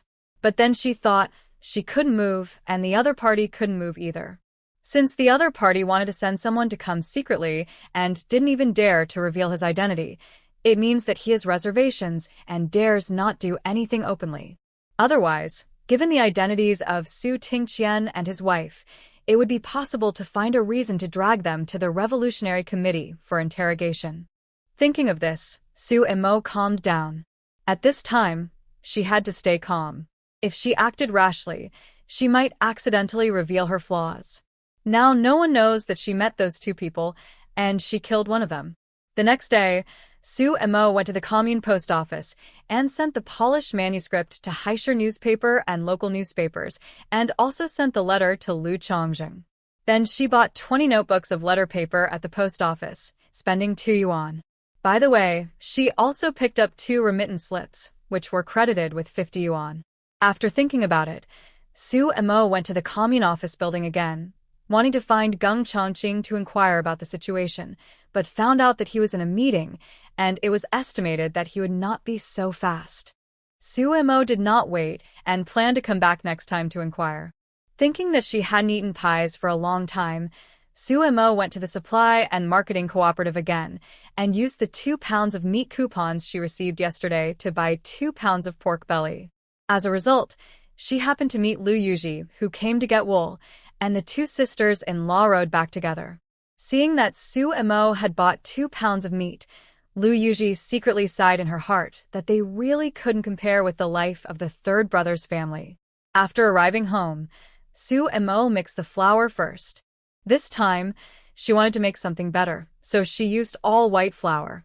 Of course, she used the flour from the space. Anyway, the pies would be golden on both sides by then, and people wouldn't think it was too white. While the dough was rising, Su Mo went to the vegetable garden at the door to cut a bunch of leeks, and took out a few onions from the space, washed them all, and chopped them. She chopped the 2 pounds of meat cut today, and mixed it with leek stuffing, and took out about 2 pounds from the space, chopped it, and mixed it with onion stuffing. After mixing the stuffing, Su Mo started to wrap it with 2 kinds of stuffing and wrapped about 70 or 80. Then she lit a large pot over a low fire, poured some oil on the pot wall, and repeatedly turned the wrapped pies with her hands into pancakes, and began to bake them on the pot wall. When Su Mo now makes fire, she always uses the pot connected to the fire wall, which can not only cook rice, but also warm the house, killing 2 birds with 1 stone. Su Mo was busy until noon and finally finished baking all the pancakes. Su Mo took 3 bowls, picked up 6 pies in each bowl, and 3 of each flavor, and put them in a basket, and went to Lu's house. Lu Yuji saw her cutting meat today, and since she baked pancakes, she would give them a few to try, as a celebration of her first payment for the manuscript. When she arrived at Lu's house, Su Mo first sent them to Li Yue and the others. Lu Qing'an went to the commune for a meeting today, so he was not at home, so it was just Lu Boming and Li Yue. The 2 of them ate steamed buns made of 2 grain flour, fried some vegetables, and a small dish of mushroom meat sauce given by Su Mo. Su Mo saw that the 2 of them had just finished eating, so she quickly brought out the pies and put them on the table. Grandpa, Mom, I made some pies. I'll bring some for you to try. Li Wei said with a smile. Your grandpa and I are in for another treat. Then she took a pie and gave it to Lu Boming. Dad, don't eat the steamed buns anymore. Eat the pie. Xiaoma is a good cook, and her food is much more delicious than mine. Lu Boming took it with a smile, took a bite, and squinted his eyes in enjoyment. The pie had a thin crust and lots of stuffing, and was just the right amount of hardness. The moment it entered his mouth, the filling burst in his mouth, and it was absolutely amazing. His wife was best at making pancakes, and Xiaoma's cooking skills were not inferior to hers at all. Suemo looked at Lu Boming, and he was much more energetic than when she first met him. It was estimated that after a while of nursing him, he could go out for a walk, and she was very happy. Li Wei also took a piece of pie to eat, and after eating it, she couldn't stop. Xiaomo, you have to teach me how to make pancakes someday. Sure, come over whenever I'm free. You guys eat. I'll send this to my eldest and second sisters-in-law. Oh, I brought it to them too. Yes, let the kids have a taste. Go ahead. You thoughtful as the third aunt. Lu Boming waved his hand. I wonder if this family can get back on its feet with Xiao Emo as an example? Su Emo went to the big room first. They were also having a meal. They were eating rice porridge, a plate of fried spinach on the table, and scrambled eggs with green peppers. After Su Emo gave them the pancakes, she chatted for a few words and left. Then she went to the second room. They were also having a meal, but the situation was nothing like the first room. There was a plate of steamed bread on the table, which looked hard, and a bowl of water was placed in front of each person. The two brothers Lu Guodong and Lu Guoyang rolled their eyes because of choking. Su Emo brought out the cakes and said with a smile, Second sister-in-law, I baked some cakes and sent a few for you to try. Lu Hohot took the cakes and said to Lu Guodong and his brother, Why don't you two thank your third aunt quickly? I can't make such delicious food. The two little guys were very considerate and shouted loudly, Thank you, third aunt. Especially Lu Guodong. His eyes were sparkling when he looked at Su Emo. Although Su Emo didn't have much contact with Lu Hohot, she knew that she couldn't speak. She curled her lips and said, Then you eat. I won't disturb you for now. After Su Emo left, the two brothers Lu Guoyang rushed over and each took a cake and started to eat it. They looked like they hadn't eaten for several years. Lu Hohot was furious. Eat slowly. You are the reincarnation of hungry ghosts, as if I have treated you harshly. The two brothers ignored her, finished the cake quickly, and went to get another one. Lu Hohot quickly took the bowl away. Just eat one. Your dad hasn't eaten yet. Leave one for your grandma to try. Lu Guodong was unhappy. Third aunt said, This is for us kids. There are 6 cakes in total. My brother and I have 2 each, and you and dad have 1 each. If you want to give it to grandma, take your own one. When Su Emo came over, Lu Guodong was watching through the window, so he heard what Su Emo said just now.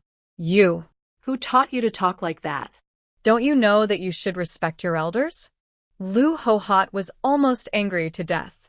You taught me that, didn't you say that I'm the eldest grandson in the family, and I should eat more of the delicious food? Lu Guoyang said, Give me the cake quickly, or I'll tell my grandma to take the cake that third aunt gave us to my grandma. Lu Hohot felt like she was shooting herself in the foot, but she still took another piece of cake and shared it with the two brothers. Lu Guoyang pursed his lips, but still took the cake and didn't make a fuss. He had heard from people that his mother's behavior was called a thief from the in-laws' house, moving all the things from the in-laws' house to her mother's house. During this period, they only had vegetables to eat when his father was at home for dinner.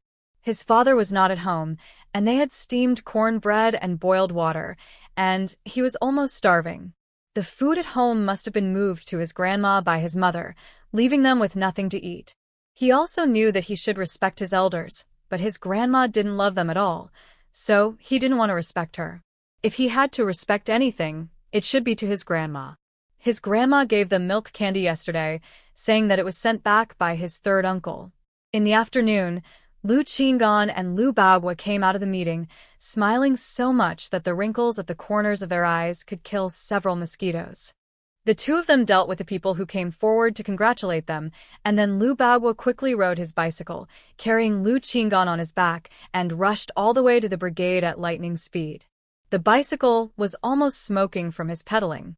After returning to the brigade, the two went straight to the brigade headquarters and arrived at the broadcasting room. After calming down for a long time, they began to let each other speak. In the end, it was decided that Lu Bagua would speak. Soon, Lu Bagua's excited voice came from the loudspeaker of the radio, conveying three exciting news.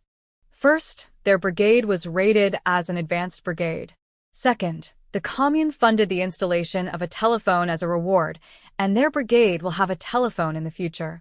Third, the county will reward a tractor next year, and their brigade will have a tractor in the future.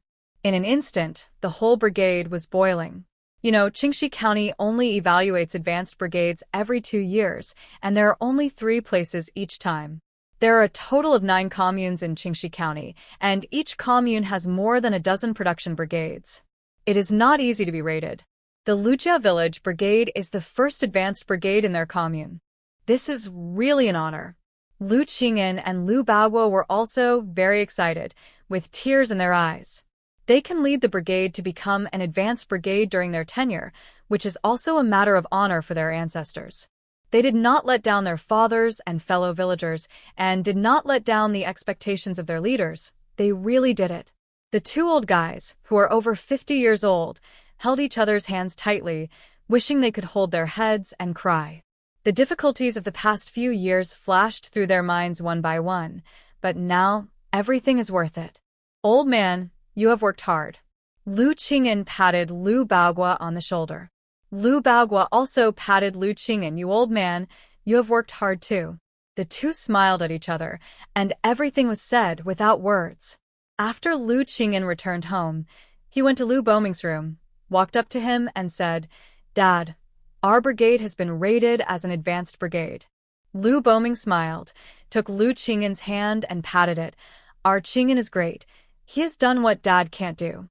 Hearing the praise from his father, Lu Qing'an suddenly squatted down, holding his head and crying like a child. Lu Boming is a great hero and has a very high status in Lu Qing'an's heart.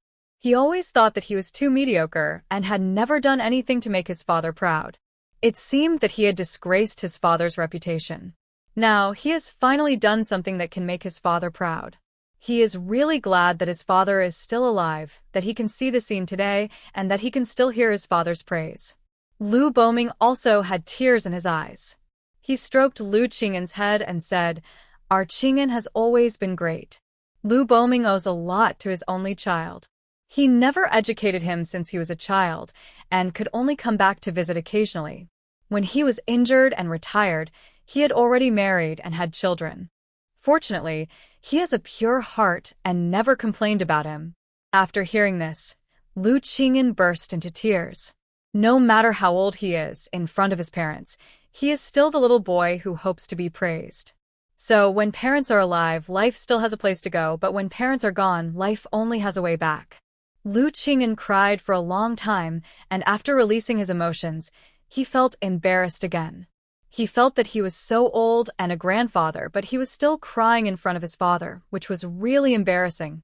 Seeing that Lu Qing'an squatted on the ground for a long time after crying, Lu Boming knew that he was embarrassed. He handed over a handkerchief and said, "Wipe your face. Xiaoma made pancakes at noon. They are so delicious.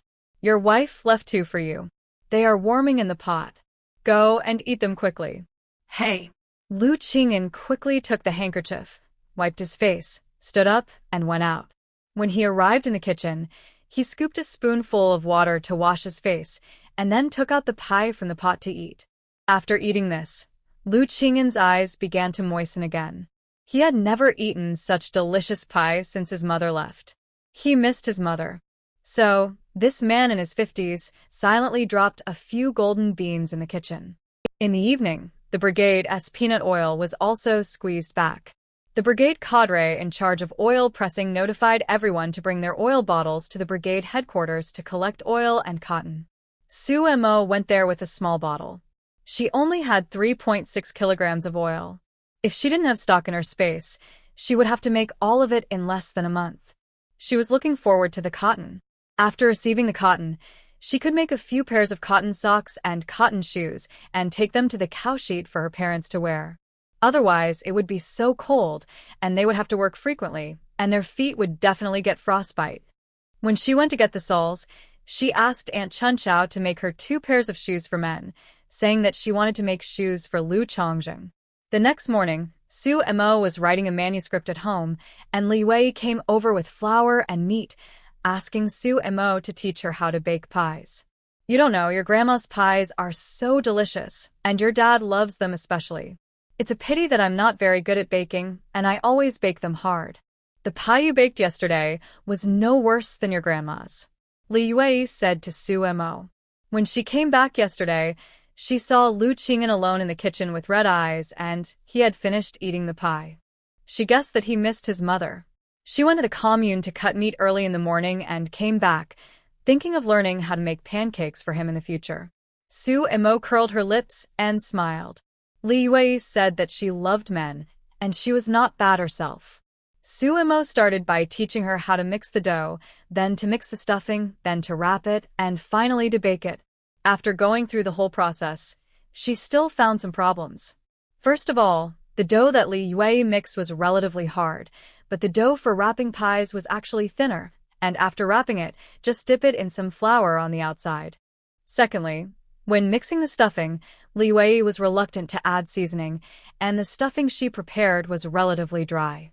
Finally, when baking, Li Wei had a fiery personality, so the fire burned, and it became strong unconsciously, which caused the moisture in the pancake to be quickly dried up, making the pancake look hard. After finishing, Li Wei touched her forehead where there was no sweat. This is really a delicate technical job, not suitable for a rough person like me. She felt uncomfortable watching the pancakes being baked slowly in the pan over a low fire, and always wanted to increase the fire and bake them all at once. Su Mo smiled. It's okay, Mom. You don't like to bake them. Next time Dad wants to eat them, just tell me and I'll bake them for him. Okay.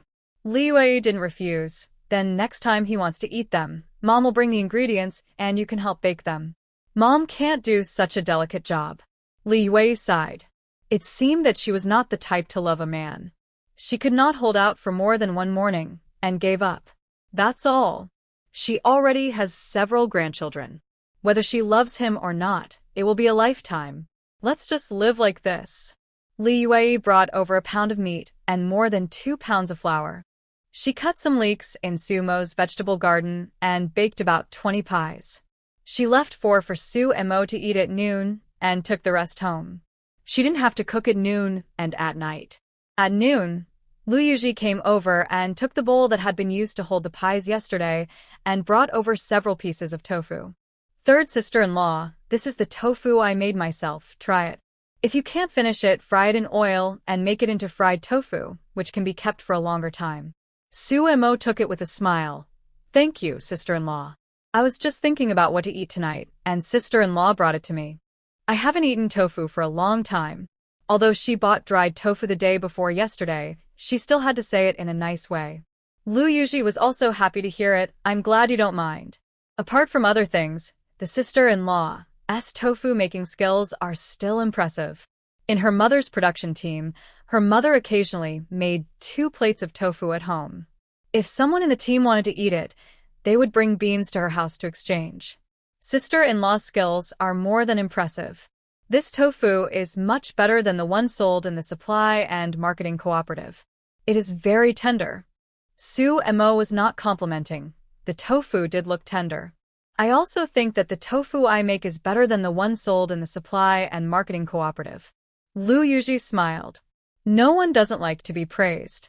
The 2 sisters-in-law chatted for a while.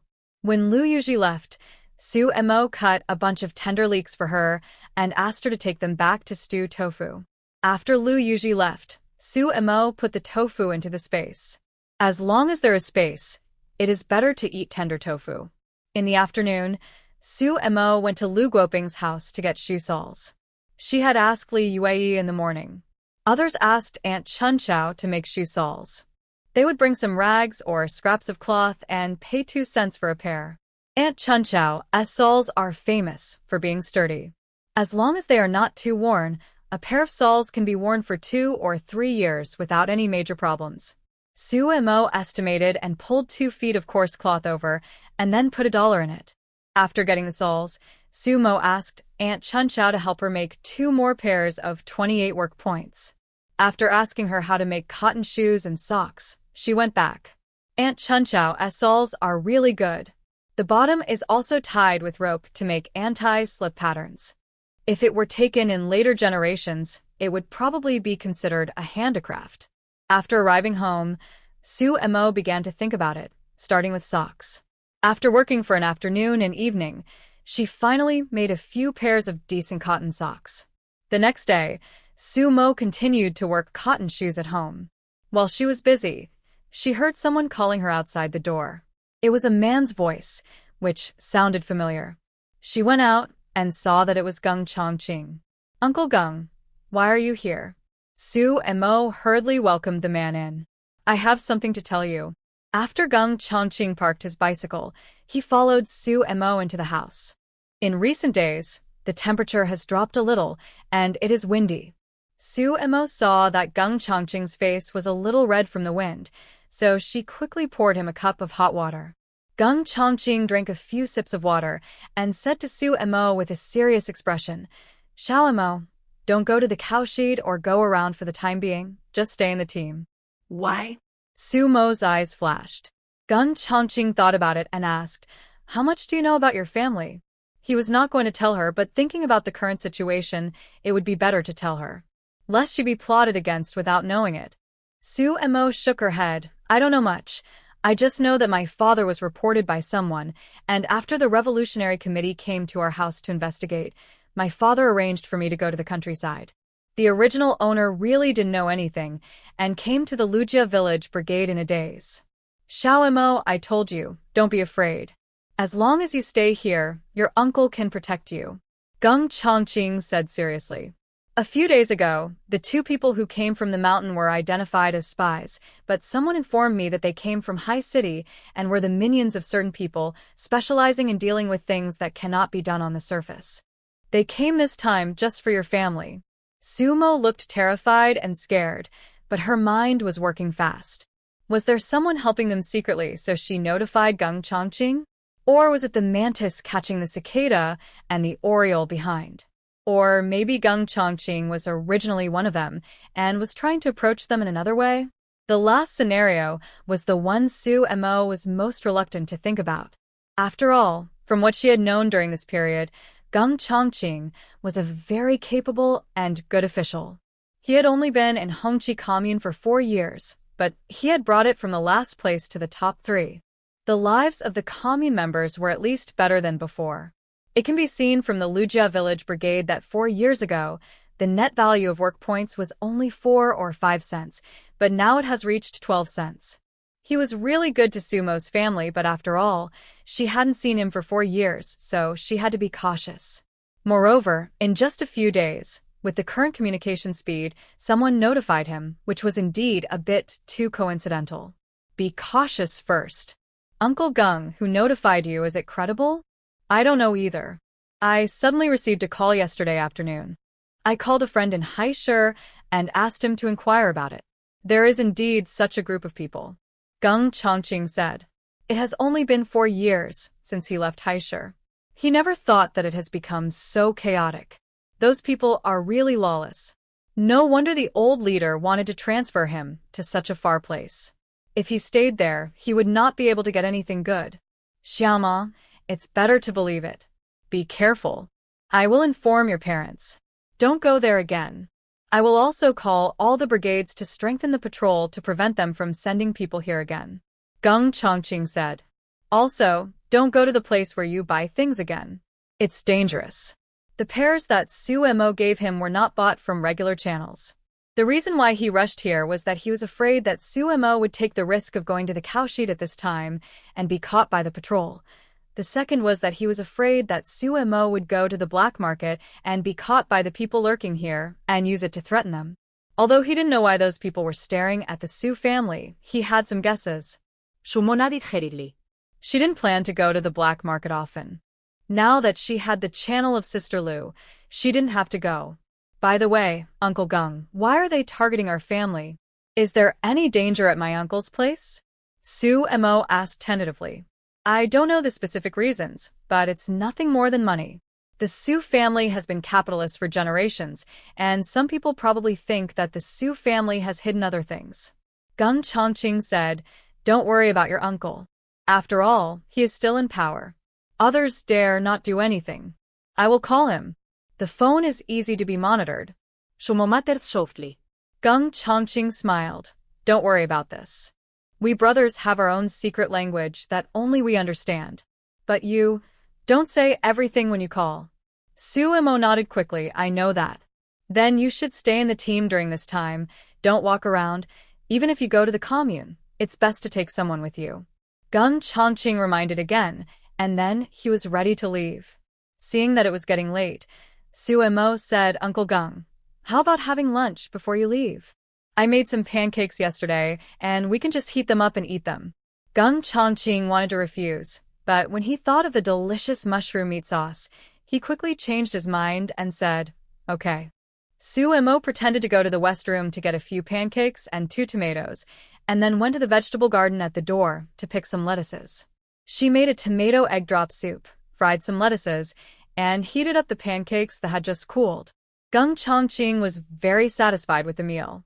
He didn't expect that this little girl had a talent for cooking and was really good at cooking. After Gung Chongqing returned to the commune after a full meal, he took a few cadres to the countryside in the afternoon. Under the banner of inspecting winter safety work, he went to several brigades in mountainous areas and even visited the cowshed. The last place they went to was Lijiao. It was already getting dark. When leaving, Gung Chongqing took the opportunity to give Su Tingqian a lecture and secretly passed a small note to him when they passed each other. Haisher, Yang's house.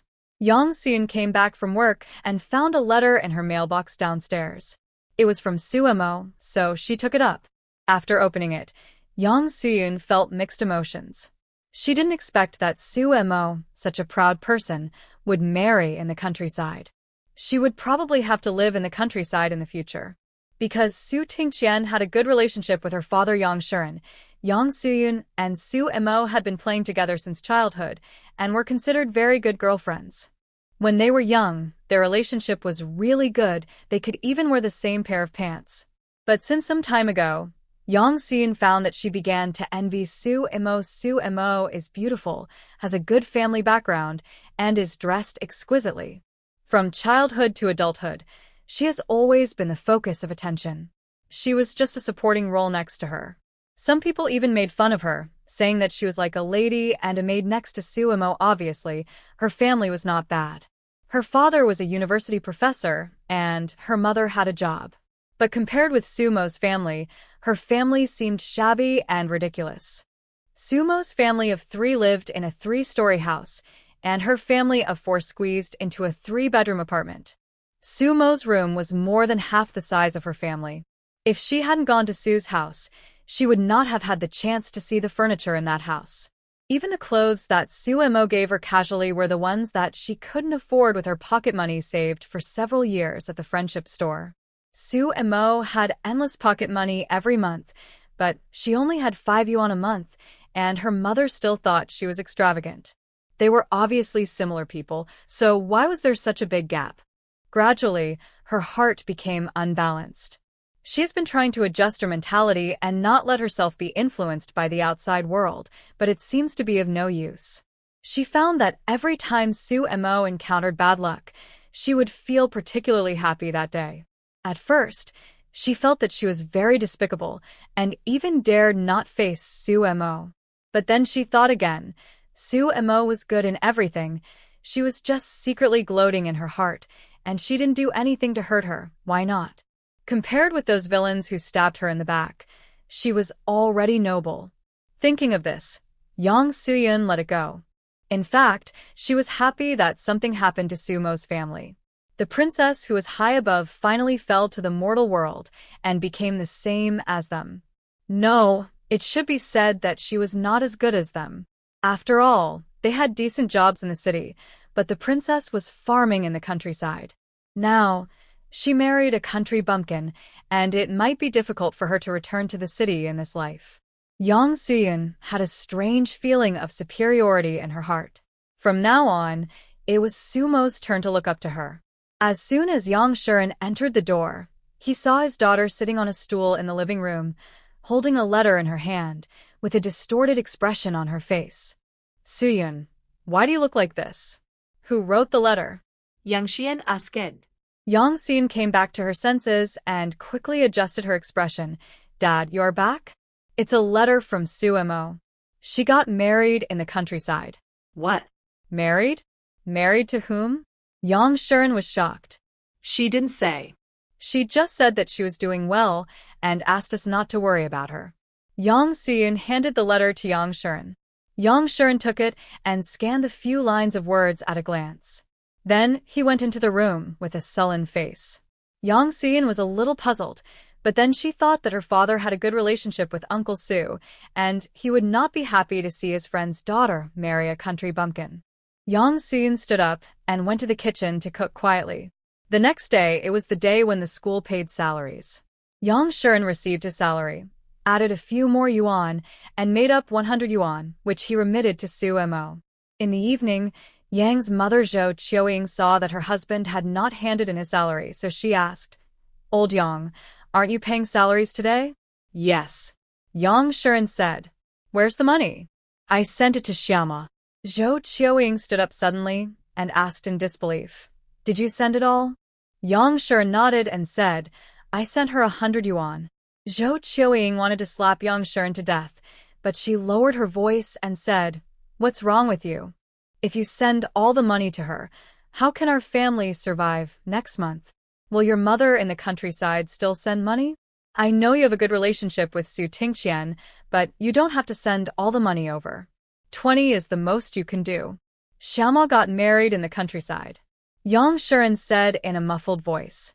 What? Who told you that? Zhou Qiuying was on the night shift last night and didn't know anything about it. Xiaoma wrote a letter to Suyun.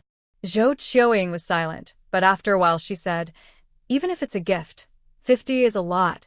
No need to give 100. Yang Shuren didn't speak for a long time, until Zhou Qiuying lay down and almost fell asleep. Yang Shuren spoke again. I reported Tingqian. During this period of time, he was almost driven crazy by this matter. Oh. Zhou Qiuying was dazed and didn't react much. After she reacted, she sat up suddenly and asked in disbelief. What did you say? I said I reported Tingqian. I think you are really crazy. You can actually do such a thing. Zhou Qiuying couldn't believe that the person next to her would actually report a friend. I didn't expect things to turn out like this. I didn't want to hurt him. I just wanted to teach him a lesson. Yang Shuren grabbed his hair in annoyance. Qiuying, believe me, I really didn't want to hurt him. If you didn't want to hurt him, why did you report him? Zhou Qiuying was almost angry to death. I just wanted to scare him.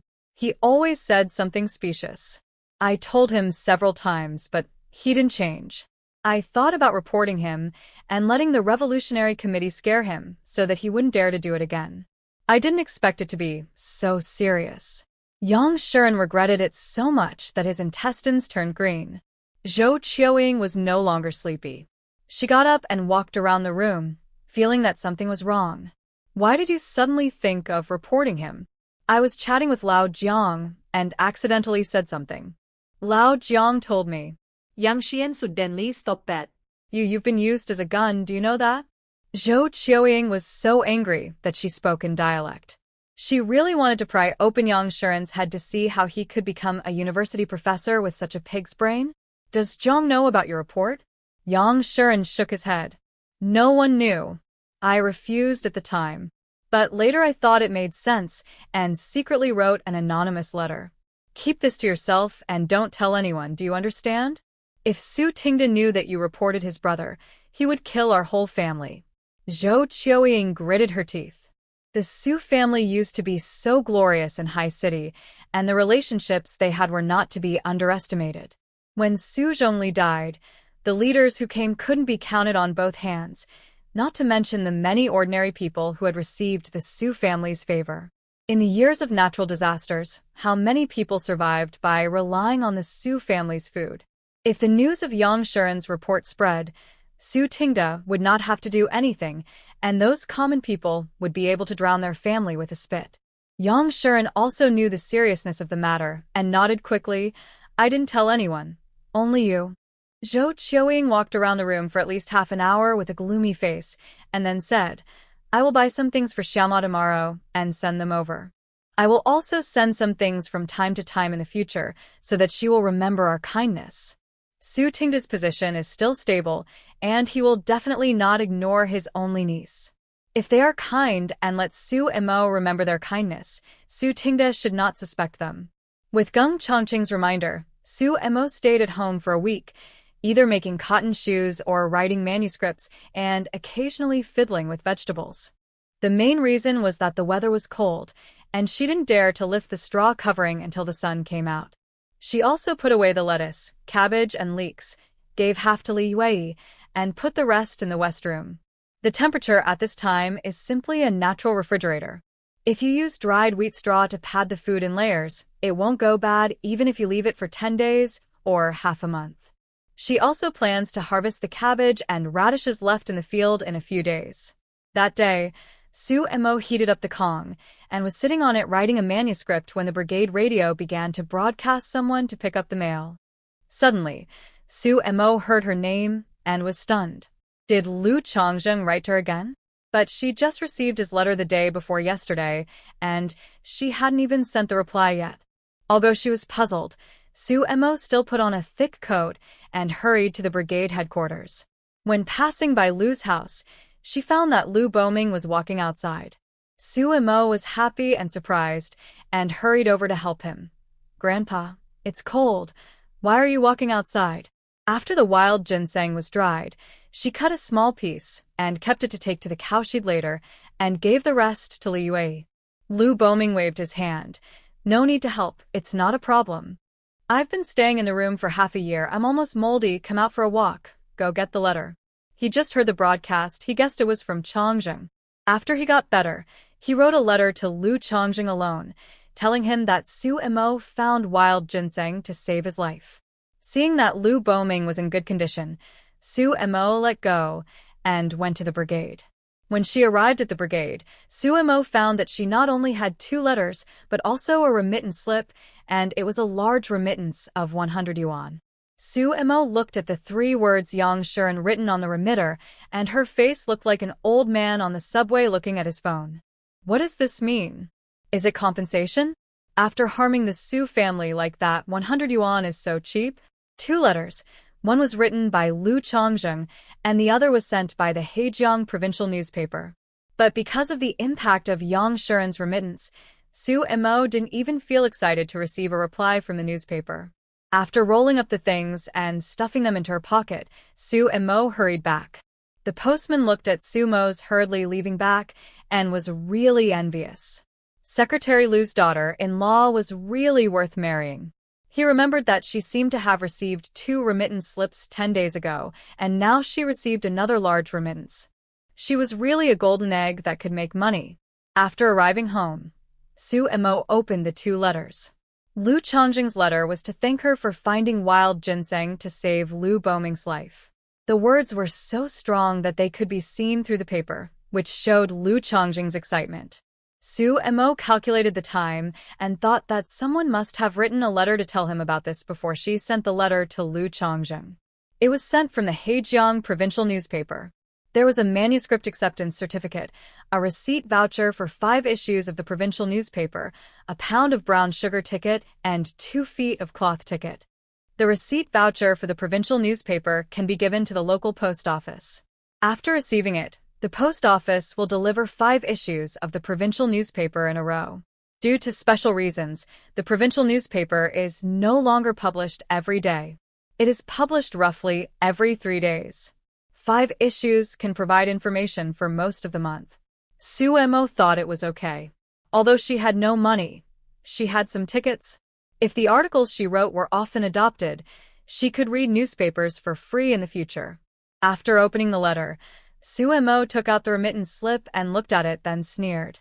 No matter what Yang Shuren meant, as long as he dared to send it, she would dare to accept it. Who would complain about too much money? Wouldn't it be nice to use this money to buy things for her parents in the cowshed? But it was impossible to use this little money to atone for her sins. She remembered the grudges that should be remembered. Sooner or later, the Yang family would pay the price. Commune office building meeting room. Gung Chongqing, Li Hongjun, and several militiamen were sitting around their desks at this moment, all with solemn faces. Gung Chongqing strengthened the militia patrols in the mountains. A large part of the purpose was to find out if there were any hidden minions. Unexpectedly, the minions were not found, but they actually found something during the patrol. A militia team of a brigade found a very hidden cave while patrolling in the middle of the deep mountains. There were not only traces of people living in it, but also a lot of food supplies and a radio station.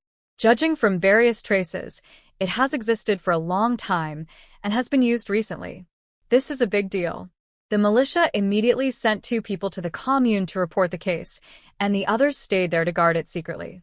Now, that place has been taken over by the public security, and it is estimated that the army will send people soon. Although this matter seems to have nothing to do with them, the problem is big. There is such an enemy spy hideout in their commune, which means that the person is in their commune. If they don't find the person one day, they can't rest assured for a day, and people's lives are in danger. The enemy spies are very crazy. What if he has explosives or something like that? How many people will die? But now, before they have any clues, they dare not alarm the enemy. Gung Chongqing also gave them a gag order, asking them not to leak any information, so as not to cause trouble to the public security comrades and the People's Liberation Army comrades. Several people understood the seriousness of the matter and expressed that they would not reveal a single word. After a while, Gung Chongqing returned to the office, leaned back in his chair, and squinted his eyes, feeling a little tired. It was really one thing after another. Suddenly, the phone rang. Gung Chongqing picked it up, and it turned out to be his old leader. Chongqing, what's going on? Why consider? The old leader asked straight to the point. Gung Chongqing sighed. Old leader, something happened here. I may not be able to leave for the time being, so I'd better continue to work in this position. After Gung Chongqing came here, his political achievements were really remarkable. This year, the secretary of the Qingxi County Party Committee was transferred, and the deputy secretary was promoted to the secretary. After discussion, the party committee planned to let Gung Chongqing take up the vacant deputy secretary position. However, Gung Chongqing did not agree immediately, but said he would think about it. The main reason was that now was a time of turmoil, and he was afraid that if he left Hongqi Commune, he would not be able to protect Su Mo's family. This opportunity is not easy to come by. If we postpone it, we may have to wait for a few more years. Just a few years, we have to get things done. Gung Chongqing didn't care much about it. It just so happened that an enemy spy incident happened, so he had a ready-made excuse. The old leader was silent for a while, and finally said, I'll keep this position for you for a maximum of 2 years.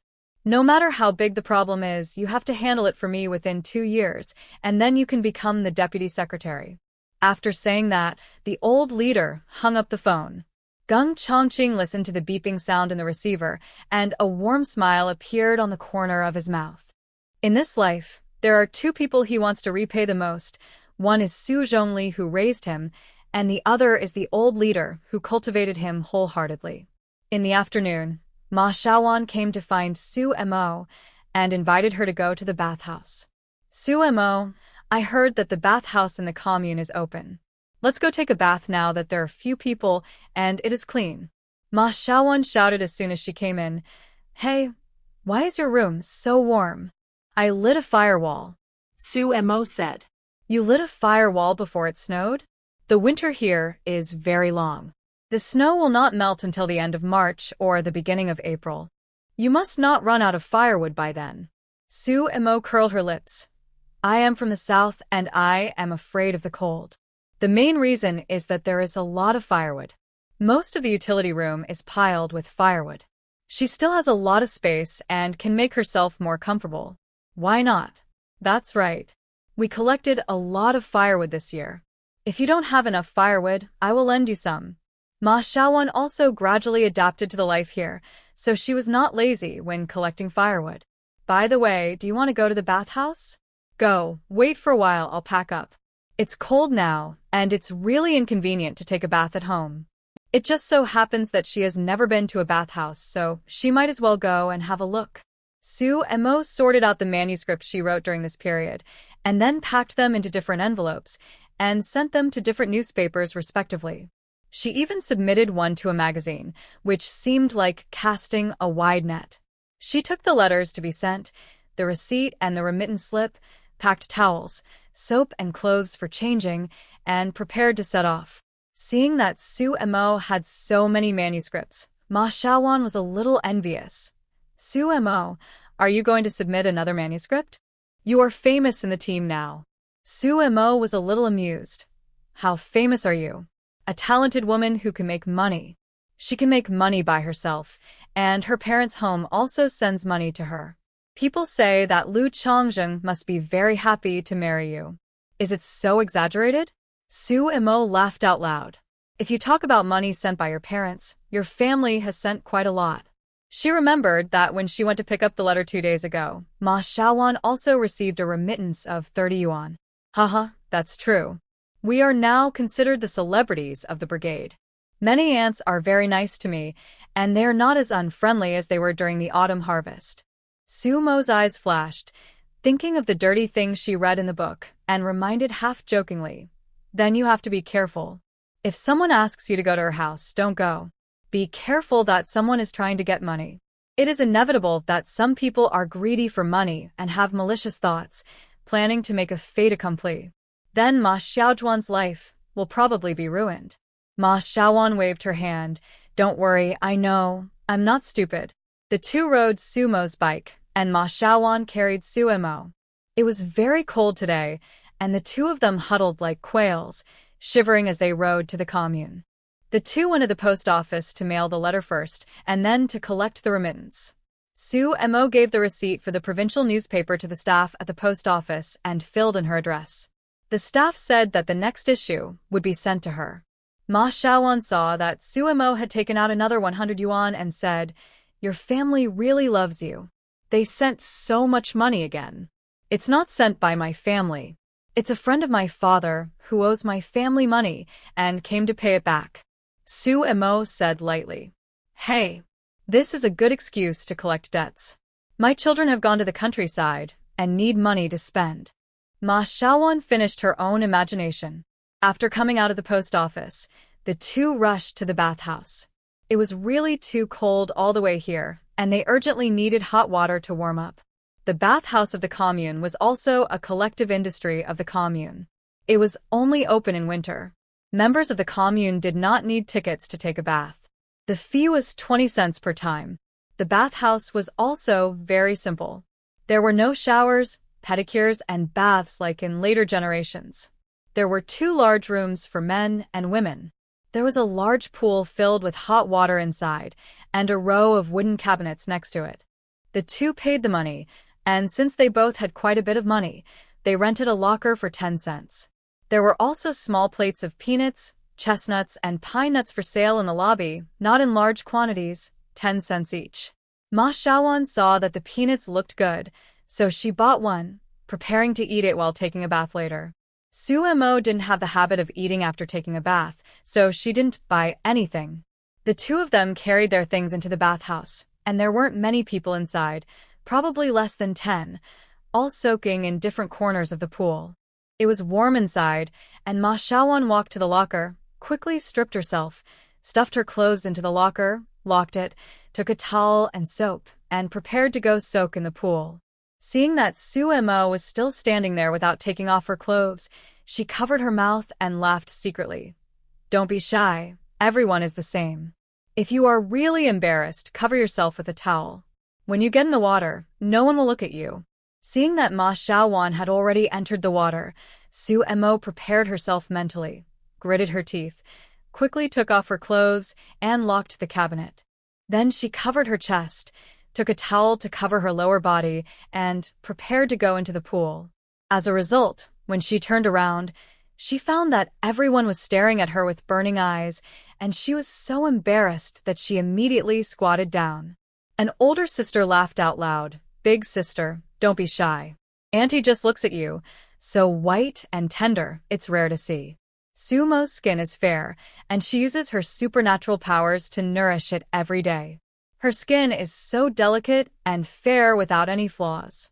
It is not an exaggeration to say that her skin is as white as cream. It doesn't feel much when she wears clothes at ordinary times, but now that she is completely, it is really glowing white. In front of a group of people with rough and dark skin, it is like a spotlight, attracting people's attention. Sumo laughed awkwardly, then stood up to block it, and quickly went into the water. The elder sister laughed again, and moved over. "Sister, are you an educated youth from the south?" Shumonari. No wonder. "If we were from the north, we would have to walk with our heads held high. This is something that others can't ask for." Sumo smiled awkwardly, but politely. She couldn't comment on the differences between the north and the south. Whether it was the original owner or her, they were all from the south. It still takes courage to walk in front of others. "I can't get over that hurdle in my heart. Are you married, sister?" The elder sister asked again. "I am married." Sumo nodded, not wanting to say more to strangers. "Just got married not long ago? Your man is really lucky." The elder sister smiled. Only young wives are so shy. She wants to touch the white skin when she sees it, let alone men. Sumo smiled awkwardly and moved to the other side with Ma Xiaoan. Fortunately, the elder sister was tactful and did not follow. "Sumo, your skin is so good, so smooth." Ma Xiaoan reached out and touched it. She had wanted to rub Sumo's back, but now that she looked so tender, she didn't dare to do it. Sumo laughed. It was a bad idea. She should not have come to the bathhouse. Sumo applied soap on herself and began to wash. After washing for a while, a few more people came in. Sumo looked up and saw Lu Xiaolan and Li Wei. Sumo's eyes almost popped out of the window. What is it like to be honest with the mother-in-law and sister-in-law? She didn't understand, and asked for an online answer. At first, Li Wei didn't see Sumo, but Aunt Chunfeng, who came with her, saw it and reminded her. Li Wei looked back and saw Sumo and Ma Xiaoan together, completely, squatting in the pool very stiffly. Li Wei burst out laughing and said to Lu Xiaolan, "Hurry up and go to your third sister-in-law to block her. Look how scared she is." She had heard that in the south, even mothers and daughters did not bathe together. Xiaomo was probably seeing this for the first time, and she almost shrank into a ball. Lu Xiaolan took off her clothes neatly, folded them on the shelf next to her, took a towel and walked to Sumo's side, and got out of the pool. "Third sister-in-law, how long have you been here?" Lu Xiaolan asked with a smile. "We have just been here for a short time. You are not going to work today? Why didn't you see Mother on the way here?" "Yes, I will have a day off in 2 days. Since Mother wants to take a bath, I came to take a bath together. Mom came this morning." Someone told Aunt Chunfeng's daughter about a boyfriend, and Aunt Chunfeng invited her to come and take a look. When someone introduces a boyfriend, the girl's parents, who are more particular, will first go to the boy's house to check out the situation. If they think the conditions are acceptable, they will let their daughter meet the guy. If there are no major problems, the marriage is basically settled. Lu Xiaolan twisted the towel, wrapped it around her hand, and said to Sumo, "Come here, third sister-in-law, I'll rub your back." Sumo coughed lightly. "I've already washed it." Lu Xiaolan smiled. "How can you wash it clean? You have to rub it. Lean over to the edge of the pool, and I'll rub it for you." Sumo smiled awkwardly and turned her back. Lu Xiaolan pursed her lips and smiled secretly. Third sister-in-law looked thin, but she was actually quite well endowed. She looked much fuller than when she was in the hospital before. Lu Xiaolan rubbed Sumo's back hard for a while, rubbing it red, but there were no wrinkles on it. "Yes, it's very clean, not dirty at all. Come here, third sister-in-law, it's your turn to rub mine." Lu Xiaolan washed the towel, handed it to Sumo, and then turned around and lay down. Su Mo imitated the others and tried hard to rub Lu Xiaolan's back, and she really rubbed out wrinkles. Su Mo.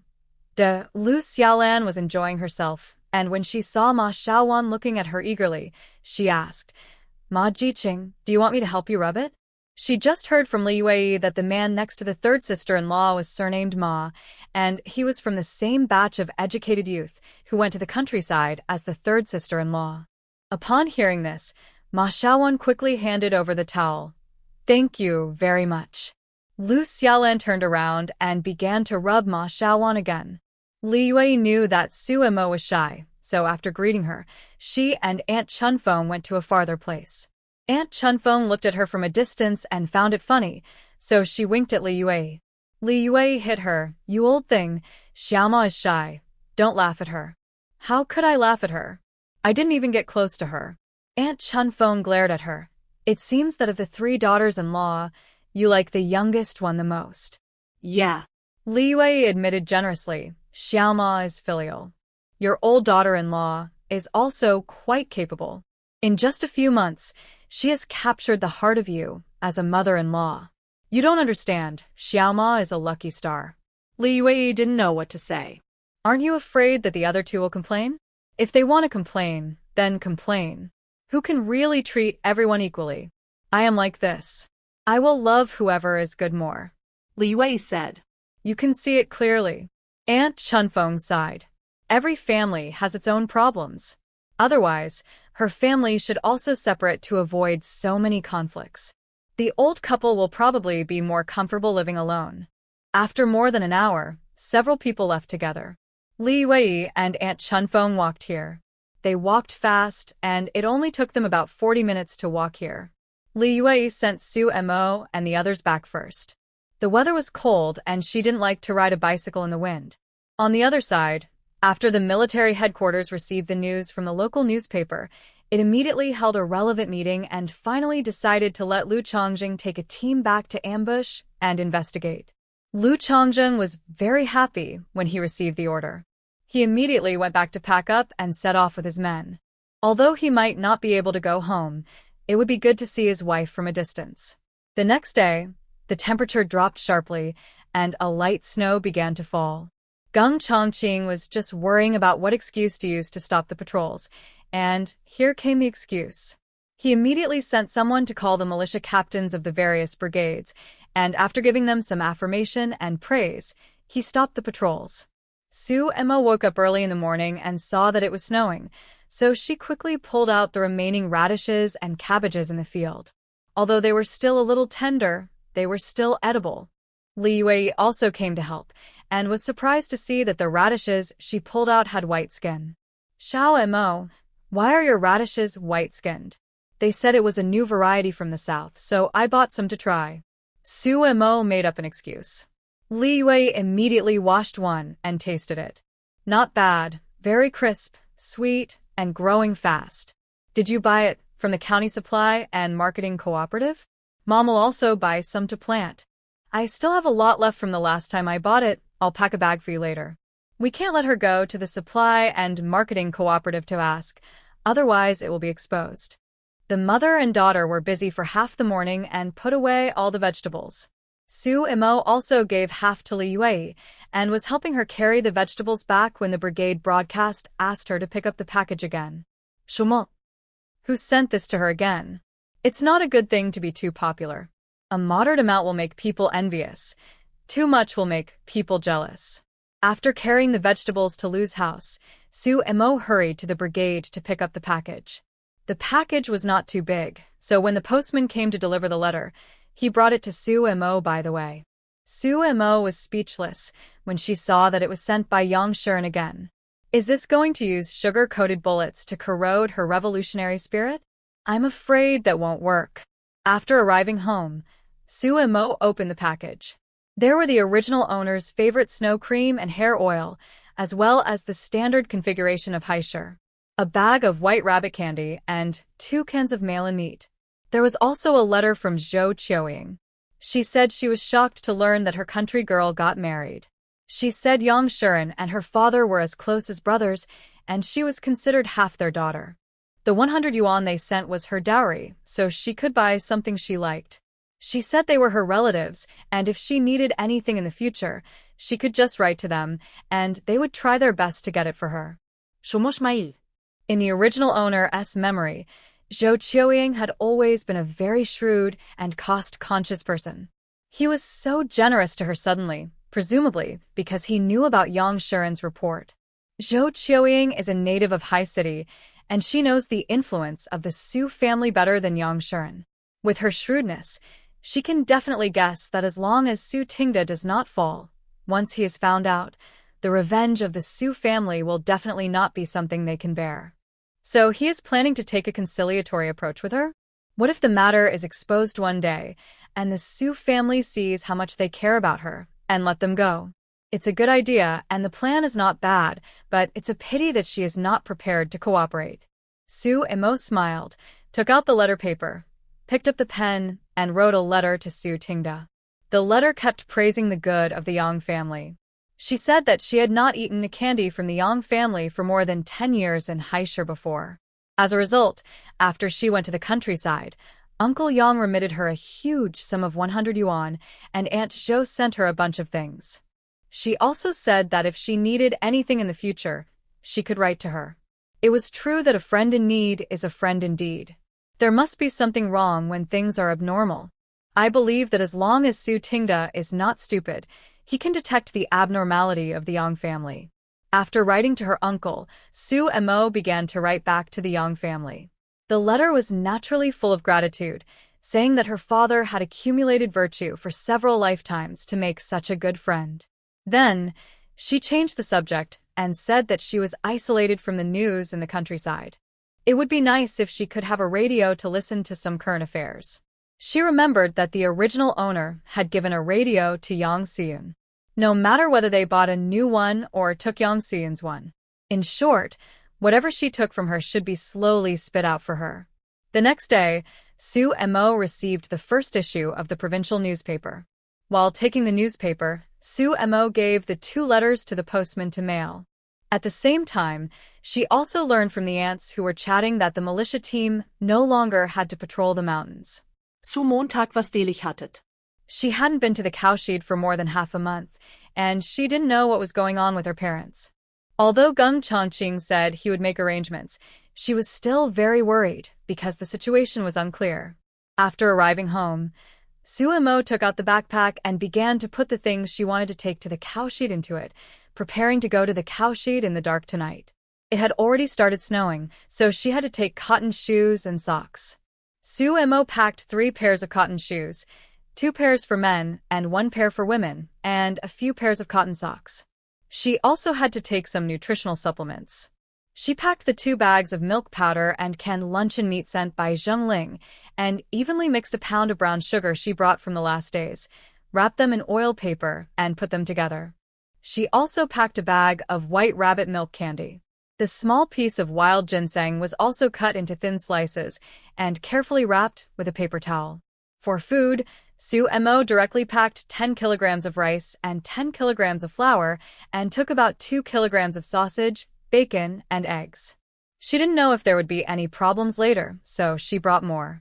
She also packed some vanishing cream and hair oil and several pieces of pie until the backpack was full. After putting the packed backpack into the space, Su Emo continued to pickle sauerkraut and make spicy cabbage at home. At night, she washed and went to bed early. At about 12 o'clock, Su Emo got up, put on a thick down jacket, put on a wig to disguise herself a little, and sneaked out. It was very cold and windy, and it was estimated that it would snow again tomorrow. There was no moon, and it was fortunate that Su Emo was a psychic with good eyesight, otherwise she would have a hard time walking.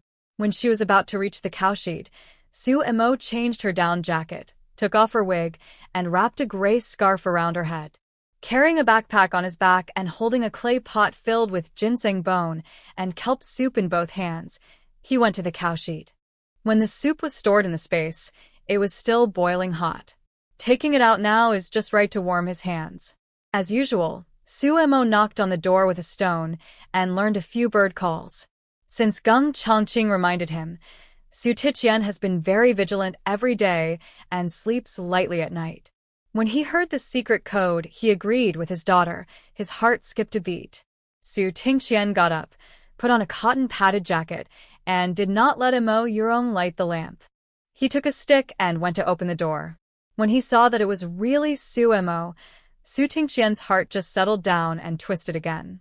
The father and daughter entered the house, and after Su Tingqian closed the door tightly, Mo Yurong lit the lamp. "Momo, why are you here? Didn't your Uncle Gung say?" "Dad, the militia has stopped patrolling the mountains now," Su Mo explained in a low voice. Su Tingqian took the clay pot from Su Mo and put it away, not quite agreeing. "That's not safe either. What if there are still people hiding? And it's so cold today." Looking at his daughter's red face from the cold, he felt so distressed. "Dad, don't worry, I know what's going on." Su Mo put down the backpack, and Mo Yurong also poured a cup of hot water over Momo. "Drink some hot water to warm yourself up." Su Mo took it and drank several sips in a row. Although she was a superpower and more resistant to cold, she was still cold. Su Tingqian and Mo Yurong took out the things in the backpack and said, "Momo, Mom and Dad have enough food here. After this trip, you don't come here anymore." He didn't expect those people to be so rampant. They were already here, and they still dared to send people. Momo still had to keep a distance from them. As long as she was fine, they didn't care about anything.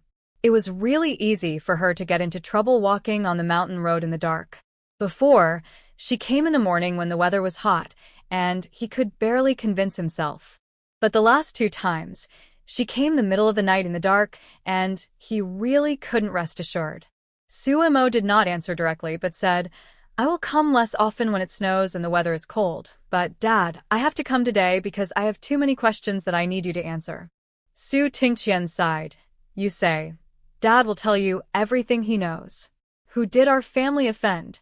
Why are you all sent down but they're still keeping an eye on you? Is it for our family's money?" "Yes." Su Tingqian nodded and lowered his voice to the point that even Su Mo had to listen carefully. "The passbook in your hand is just a gimmick. What they want is something else." Su Tingqian considered how to tell Su Mo. After all, Su Zhongli has always been a very patriotic red capitalist and has done many practical and good things for the country and the people. Now he wants to tell Momo that her grandfather actually made another plan.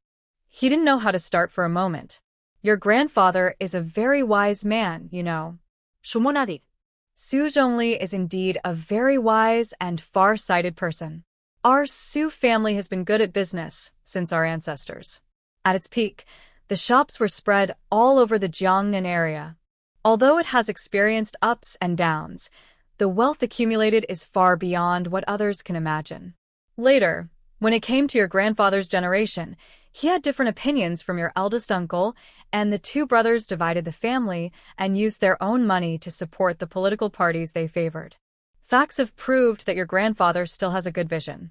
On the eve of the founding of the People's Republic of China, the situation was unclear, so your grandfather prepared some things and hid some in Haishur and the south as a retreat. Su Tingqian glanced at Su Mo, afraid that he would destroy the image of her father in his daughter's heart. Seeing Su Tingqian looking at her, Su Mo said, "I understand. A smart businessman never puts all his eggs in one basket." Su Tingqian looked at Su Mo in surprise. He always thought that his daughter was a scholar. It seems that she has the blood of the Su family in her bones after all. Later, the People's Republic of China was founded, and the system changed. Your grandfather donated most of his visible money to the country. Some of the money that was inconvenient to take out was also exchanged for hard currency by him. Most of it was hidden in the country. When your great-uncle went abroad, he asked him to take a small part of it abroad and rented a safe in a trustworthy bank. Su Mo wanted to cross her feet when she heard this. As long as she could survive these few years, she would be a top 3rd-generation rich man. What else would she need? It was important to live a safe and stable life and save the lives of her family. After the reform and opening up, she could take advantage of this and make a fortune. Your grandfather kept the news strictly secret. Even your uncle, and I knew about it before he died. I only told your mother some time ago. I don't know where the news leaked. Those people seem to be very sure that our family had these things. It was difficult for them to start with your uncle, so they came for me. She tried to probe him in an indirect way at first, and when she saw that he didn't take the bait, she reported him. Then she picked on some trivial matters and put a hat on him. Dad, who is it? Don't give the worst answer. Su Tingqian smiled bitterly, the group of people who demoted your grandfather Zhang. Otherwise, they wouldn't have come to this point. The other party is powerful and they can't afford to fight, so they can only hide. He thought that if he hid it would be fine, but he underestimated the other party's obsession with these things. Give away money to avoid disaster? That's definitely not possible. I'm afraid that the moment the money is given away, it will be the moment they die. Su Mo closed her eyes. Well, this is really not something she can afford to offend. Su Mo felt so bald. Being targeted by such a villain, how can the Su family get out of it? She just thought that she could lie down and be a rich second generation, but now it seems that she can't do it anymore. She still has to work hard, but what she wants is not money, but power. And power is precisely the most difficult thing. It's not easy or fast enough for her to rely on herself. She has to think of a way to send trustworthy people up, and then she can take advantage of the east wind. Dad, do you know Uncle Gung? Su Mo asked. She strolled in the mountains every day some time ago, and it's not that she didn't find anything, but she didn't think it was useful before, so she didn't confirm it. I know it well. What's wrong? Su Tingqian was a little surprised. Then can he be trusted? After all, I haven't seen him for 3 or 4 years. Su Tingqian was a little surprised. Momo, your Uncle Gung has been in our house since he was 4 years old. He was taught by your grandfather. Dad has watched him grow up. Although I can't say I understand his character very well, I still know about it. He is a very grateful person. I don't know how he treats others, but he has no ill will towards our family. He has made a lot of efforts and taken great risks for our family to get here. Otherwise, we might have to go to your uncle in the south. Although it's cold here, we only grow crops once a year, so we can rest during the winter. Moreover, this is the famous Beidao song, with fertile land and high grain yields. Under the leadership of Gung Chongqing, the Hongqi commune will basically not go hungry. If we go to the south, we will grow crops twice a year, and the labor intensity will double. The land there is barren, the grain yield is low, and it is normal to not have enough to eat. Moreover, Su Tingda is in the army and can't manage the local area. If they go there, their life will definitely not be as good as here. The most important thing is that Su Tingda is also being watched. If they go there again, it will probably play into the hands of the other party. Momo, do you doubt your Uncle Gung? Why? It's not doubt, it's mainly because Uncle Gung received the news just a few days after the discovery, which is a bit fast. Su Tingqian breathed a sigh of relief. Momo, your Uncle Gung has worked for so many years, and he must have accumulated a lot of connections. There is also an old leader above him, who thinks highly of him, and it is possible that someone will give him face. Moreover, those people are stirring up trouble, and there are many people who don't like them. Su Mo nodded and asked, Dad, do you think Uncle Yang is trustworthy? The situation is serious, and something should be explained to him as soon as possible. What's wrong? Su Tingqian felt that his daughter was a little strange tonight. I think there is something wrong with Uncle Yang. Su Mo went straight to the point. As soon as the location of your relocation was decided, Yang Su knew about it and wrote to tell me. I was in a trance that day and stepped into the river. If I hadn't been rescued by my wife, I would probably be dead now. Uncle Yang sent me 100 yuan a few days ago. The next day I received a package from Aunt Zhou. She said that she would treat me as her daughter in the future, and I could write to her if I needed anything. Dad, you know them better than me. They are not generous people. It is said that a friend in need is a friend indeed. Sending 20 or 30 yuan is a great favor.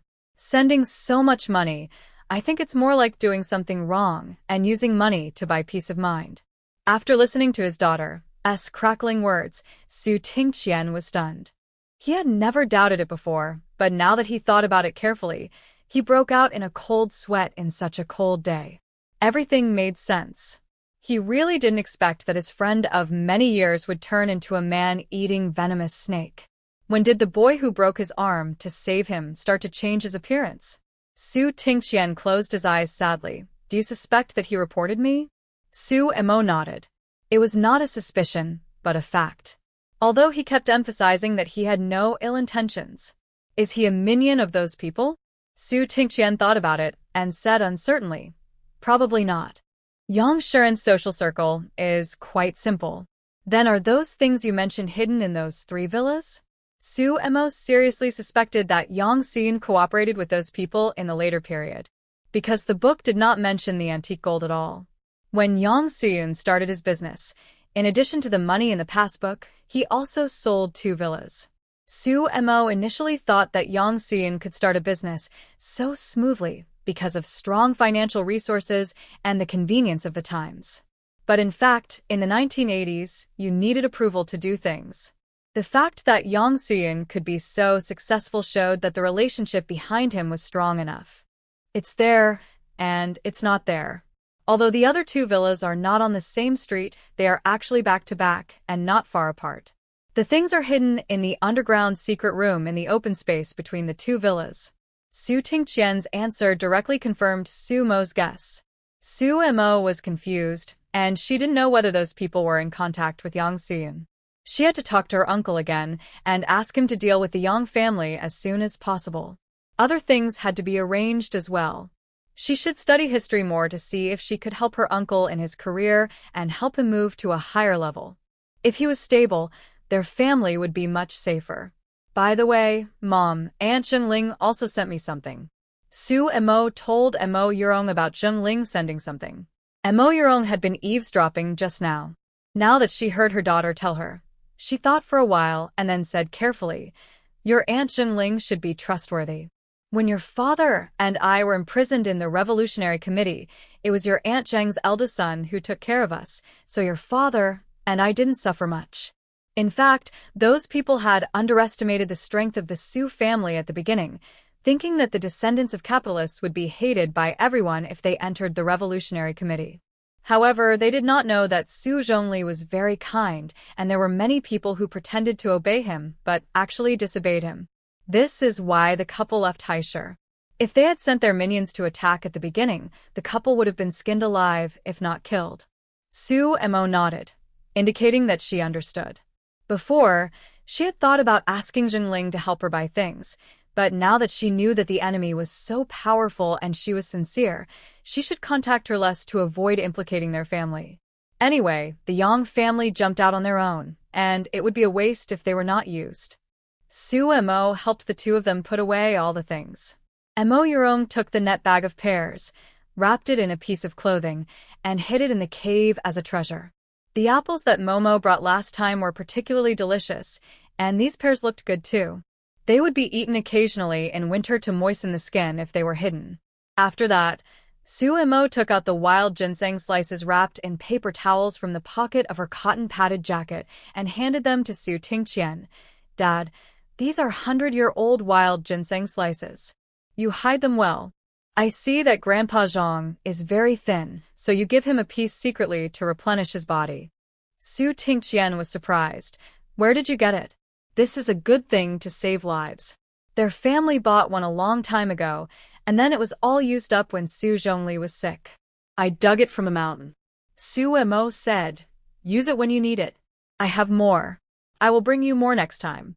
After this period of supernatural power input, the 2 plants with 4-grade leaves have long since turned into 5-grade leaves. She was not going to sell either of them, keeping them for her own use. I also put ginseng roots in the kelp bone soup in this clay pot. You can drink more." After figuring out what she needed to know and explaining what she needed to say, Su Mo was ready to leave. Before leaving, Su Tingqian couldn't help but say, "Momo, the brigade has just distributed food, and my parents have enough food. You brought a lot this time, which is enough for half a year. Don't come during this period." "Okay." Shumonadi. There was no need to argue with him on this issue. Whether to come or not was up to her. You have to be careful. Those people are carrying guns. Try not to go up the mountain. Even if you go up the mountain, don't be too far away from others. Su Tingqian waved his hand. "Dad knows. You should go back soon. The weather is getting colder and colder." I'm afraid it will snow. Su Emo nodded and walked up the mountain briskly. Su Tiqian closed the door and went back to his room until he could no longer see his daughter's back. When she got to the mountain, Su Emo took off her cotton padded jacket, put on a down jacket, and put on a wig to disguise herself. The down jacket was long and black, which was more suitable for walking at night than the army green cotton padded jacket. When she was halfway there, Su Emo heard slight footsteps in the distance and immediately found a small earth nest to hide. From a distance, Su Emo saw a figure wearing a straw raincoat and a hat going deep into the mountains at a very fast speed. Su Emo didn't expect that there would be a night walker in such a cold day. It seemed that it was not very safe in the middle of the night. The straw raincoat and shoes on the other party's feet were both styles commonly used by local people. It was probably from the production team nearby. The other party in the straw raincoat went up the mountain late at night, so there must be something wrong, but Su Emo didn't have the energy to find out. After the person walked away, she got up and rushed home. After confirming that no one noticed, she went back to the house, added some firewood to the Kong, burned it warmly, and went to sleep. It was warm here on Su Emo, but on the other side of the mountain, the armed forces who were ambushed near the cave almost froze to death. "Boss, when do you think the troops will arrive?" A young man couldn't stand the cold and couldn't help but secretly ask his superior beside him. "Soon, probably in a few days." Don't talk, Barrett. The superior was a middle-aged man. He was also cold, but he could bear it. The young man wanted to light a fire to warm himself, but seeing the cold face of his superior, he dared not say anything more. After a while, he hid by hiding. The young man found a corner, lit a small fire, and warmed his hands and feet a little. When it was almost done, he stepped on the fire and was about to go back. He looked up and saw a figure wearing a straw raincoat. The figure saw him and paused for a moment, then turned and ran away immediately. The young man was scared and broke into a cold sweat. He opened his mouth and wanted to shout, but the sound he shouted was like a mosquito. When he finally could speak normally, the man had already run away. The young man did not dare to shout at this time. If the leader knew that it was his mistake, not only would the spy escape, but the spy would also know that he had been exposed. This job that he had worked so hard to get would be over. He could not say this, so he pretended to know nothing. After the young man calmed down, he adjusted his expression and went back. "Why did you take so long?" the superior asked. "A little constipated," the young man said. After that, he was very well behaved. He did not dare to shout about the cold until dawn. The armed forces had been lying in ambush for a day and had gained nothing. They were a little disappointed. "Boss, do you think the news has leaked out?" Someone asked. "Not sure. It is also possible that the other party does not know that the patrol has stopped, or the other party is cautious and will wait for a few more days.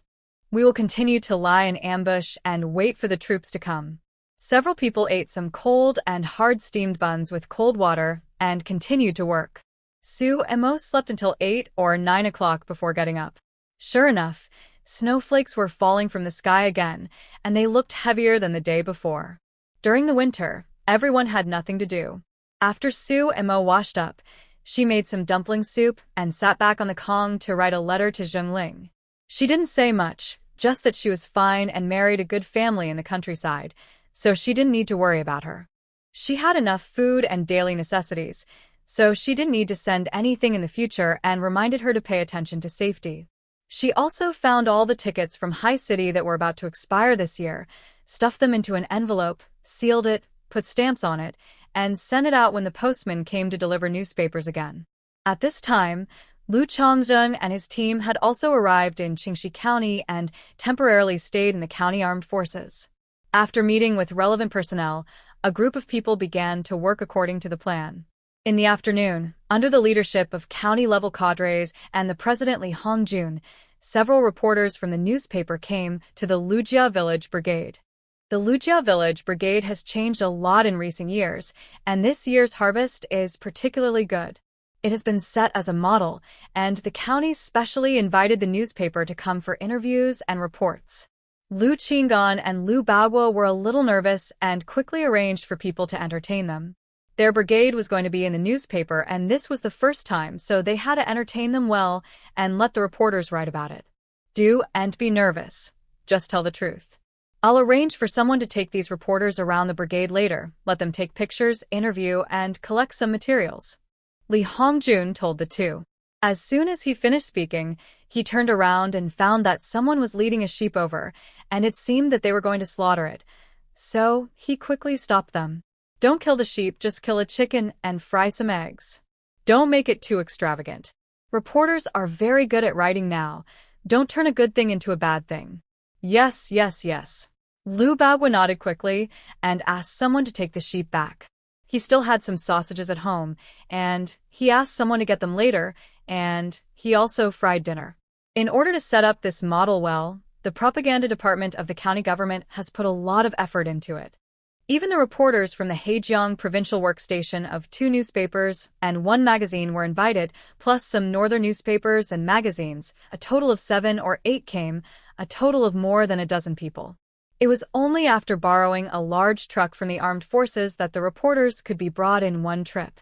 Liu Qinggan and his partner decided to take everyone to visit the brigade's sideline business first. On the way, the reporters kept asking questions, and the two really had to consider every word they answered, for fear that if they didn't answer well, they would bring shame to the brigade. After walking a short distance, the two were sweating profusely, feeling more tired than doing a day's farm work. They first went to the pig farm. The reporters saw that there were still 6 pigs in the kennel, and they were all fat, so they asked why there were so many pigs left. Liu Qinggan quickly jumped out and said that these were the New Year pigs left for the brigade to celebrate the New Year. Other production teams only keep 1 or 2 pigs for the New Year. Why do you keep so many in your brigade? There is a great shortage of meat in the city. A female reporter frowned and asked. Liu Qinggan glanced at the female reporter. She was fat and ate a lot. But he still smiled and answered. Other production teams have fewer people, but our team has more people, nearly 1,200 people. These 6 pigs may seem like a lot, but when they are really killed, the meat produced is at most 600 kilograms, which means each person will get half a kilogram. Half a kilogram per person is not a small amount. Many families in the city only have 1 or 2 kilograms of meat during the New Year. In the countryside, only this period of time can we eat some meat throughout the year. Liu Qinggan stopped smiling. This female reporter might be looking for trouble. The female reporter pursed her lips and stopped talking. However, a reporter saw that the pigs were well raised and asked about the method of raising pigs. Liu Qinggan was happy to answer this question. This was a good method he had figured out in the past few years. It would be good if it could be promoted and benefit other teams. When raising pigs, first of all, you need to pay attention to hygiene. The pig house should be clean and tidy so that the pigs will not get sick. Secondly, you need to be careful about what they eat. I have been thinking about this for several years and have figured out a method. Mix pig grass and old vegetable stems and cook them, then add some rice bran and wheat bran. It would be best if there is bean dregs. This way, the pigs will like to eat and grow faster. When the female reporter heard about feeding vegetables to pigs, she jumped out again. It's hard for the workers in the city to get vegetables, and your team actually feeds pigs with vegetables. Isn't this a capitalist style? There was a moment of silence at the scene. Suemo had been here for a while and couldn't listen anymore. It was obvious that the female reporter had been instructed by someone to come here to find fault. Comrade reporter, do you want to be a counter-revolutionary and stir up conflicts between the working class and the peasant class?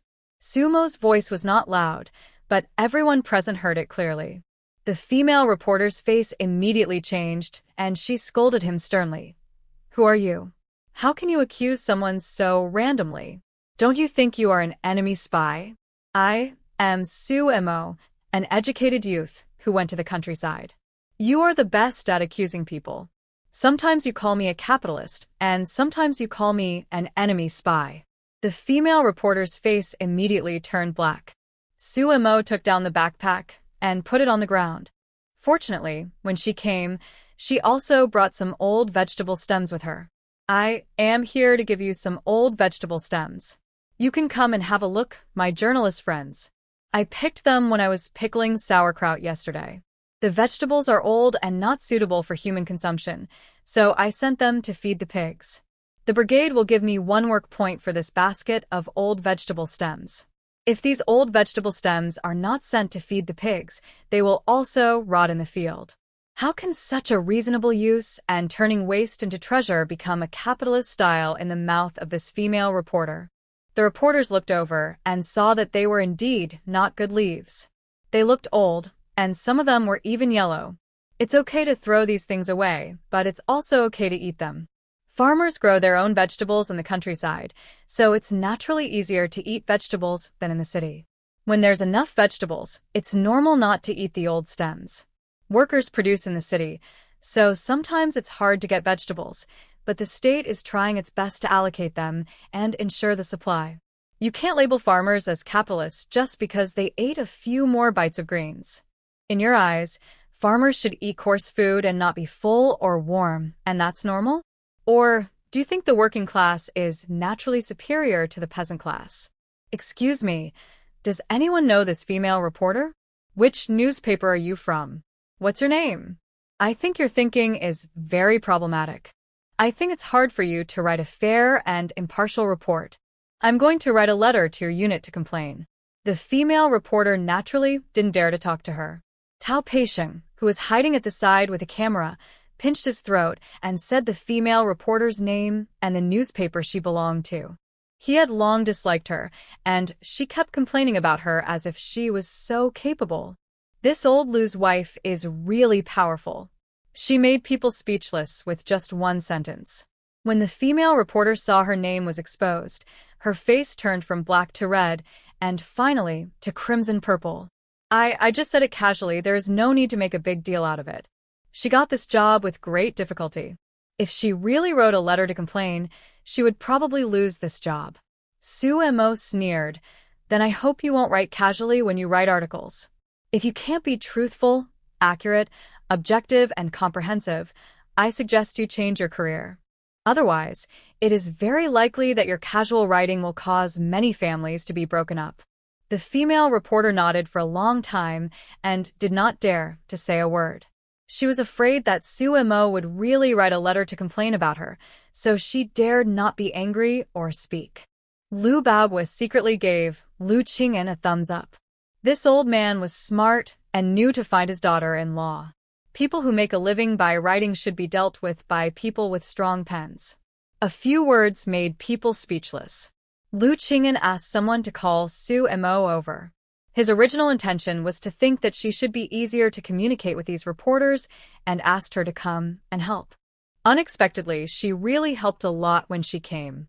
If this is really accused of capitalist style, the reputation of this advanced production brigade will probably be ruined. At this point, Su Mo. It was not convenient to stay, so they gave the old vegetable stems to the old man who fed the pigs and left. After looking at the sideline business, the two took the reporters to stroll around the fields, focusing on introducing the new canals dug in the past 2 years and the reasons for the increase in grain production. After what happened just now, the reporters were much more cautious during the following visits, and the questions they asked were not so sharp. After the visit, some reporters stayed to interview the brigade cadres, while some went to the village to find out about the situation from the members. It is definitely not possible to believe what the brigade cadres say, but to ask the members to understand the most real situation. The false report of 10,000 caddies per moo must not appear again. Tao Peisheng also took a camera and mixed in, taking pictures while secretly investigating to see if there were any suspicious traces. On the other side, Lu Chongzheng led a few people and took a small path into the mountain. They first met with the people from the Armed Forces Department, and after understanding the situation, they dispersed to check the surrounding area to see if there were any missed traces. Seeing that the troops were going to search again, the young man instantly became nervous. After a while, in the direction where the young man roasted the fire yesterday, there was a sound of birds singing, indicating that they had discovered the situation, and the others immediately rushed there. After a while, Lu Chongzheng came back and asked the captain of the Armed Forces Department, "Did anyone go in that direction yesterday?" The captain pointed at the young man. He went there to relieve himself yesterday. The young man had already started to sweat coldly at this time. I went there, I was too cold, so I lit a small fire to roast. The captain was almost angry to death. Didn't I tell you not to light the fire? What else? Lu Changjing's eyes were sharp. You'd better tell the truth while there is still a chance. The young man lowered his head, not daring to look Lu Changjing in the eye. No more. Not far from where you lit the fire, we found traces of escape. The traces are very new, no more than a day old. We also found straw hanging on the treetops. Fortunately, it hasn't started to snow properly yet, and the snow is not heavy, otherwise the traces would have been covered up. The captain looked at the young man in disbelief. When he understood, his eyes shot out a cold light. This flat is going to kill him. Under the gaze of two sharp eyes, the young man collapsed and cried, I didn't want to. I was too scared. I wanted to shout, but I couldn't make a sound. The captain exploded directly, kicked the young man out, and cursed. Why did you enter the Armed Forces Department? Because you are afraid of death. This guy didn't retire from the army, but was stuffed in through someone's connections. These people who haven't been tempered by the army are really no good. He let go of a great opportunity to make merit. Now, let's not talk about merit. This group of people who have been hungry and cold all day may all be punished together. Tell me, what happened yesterday? Tell me in detail. Lu Changjing said coldly to the guy who was still crying on the ground. If this guy was a soldier, he would have crippled him on the spot. Get up, stop crying, and tell me the situation honestly. The captain roared. The others heard the sound and hurried over. After the young man told the situation with tears and snot, they were all furious. The face of their armed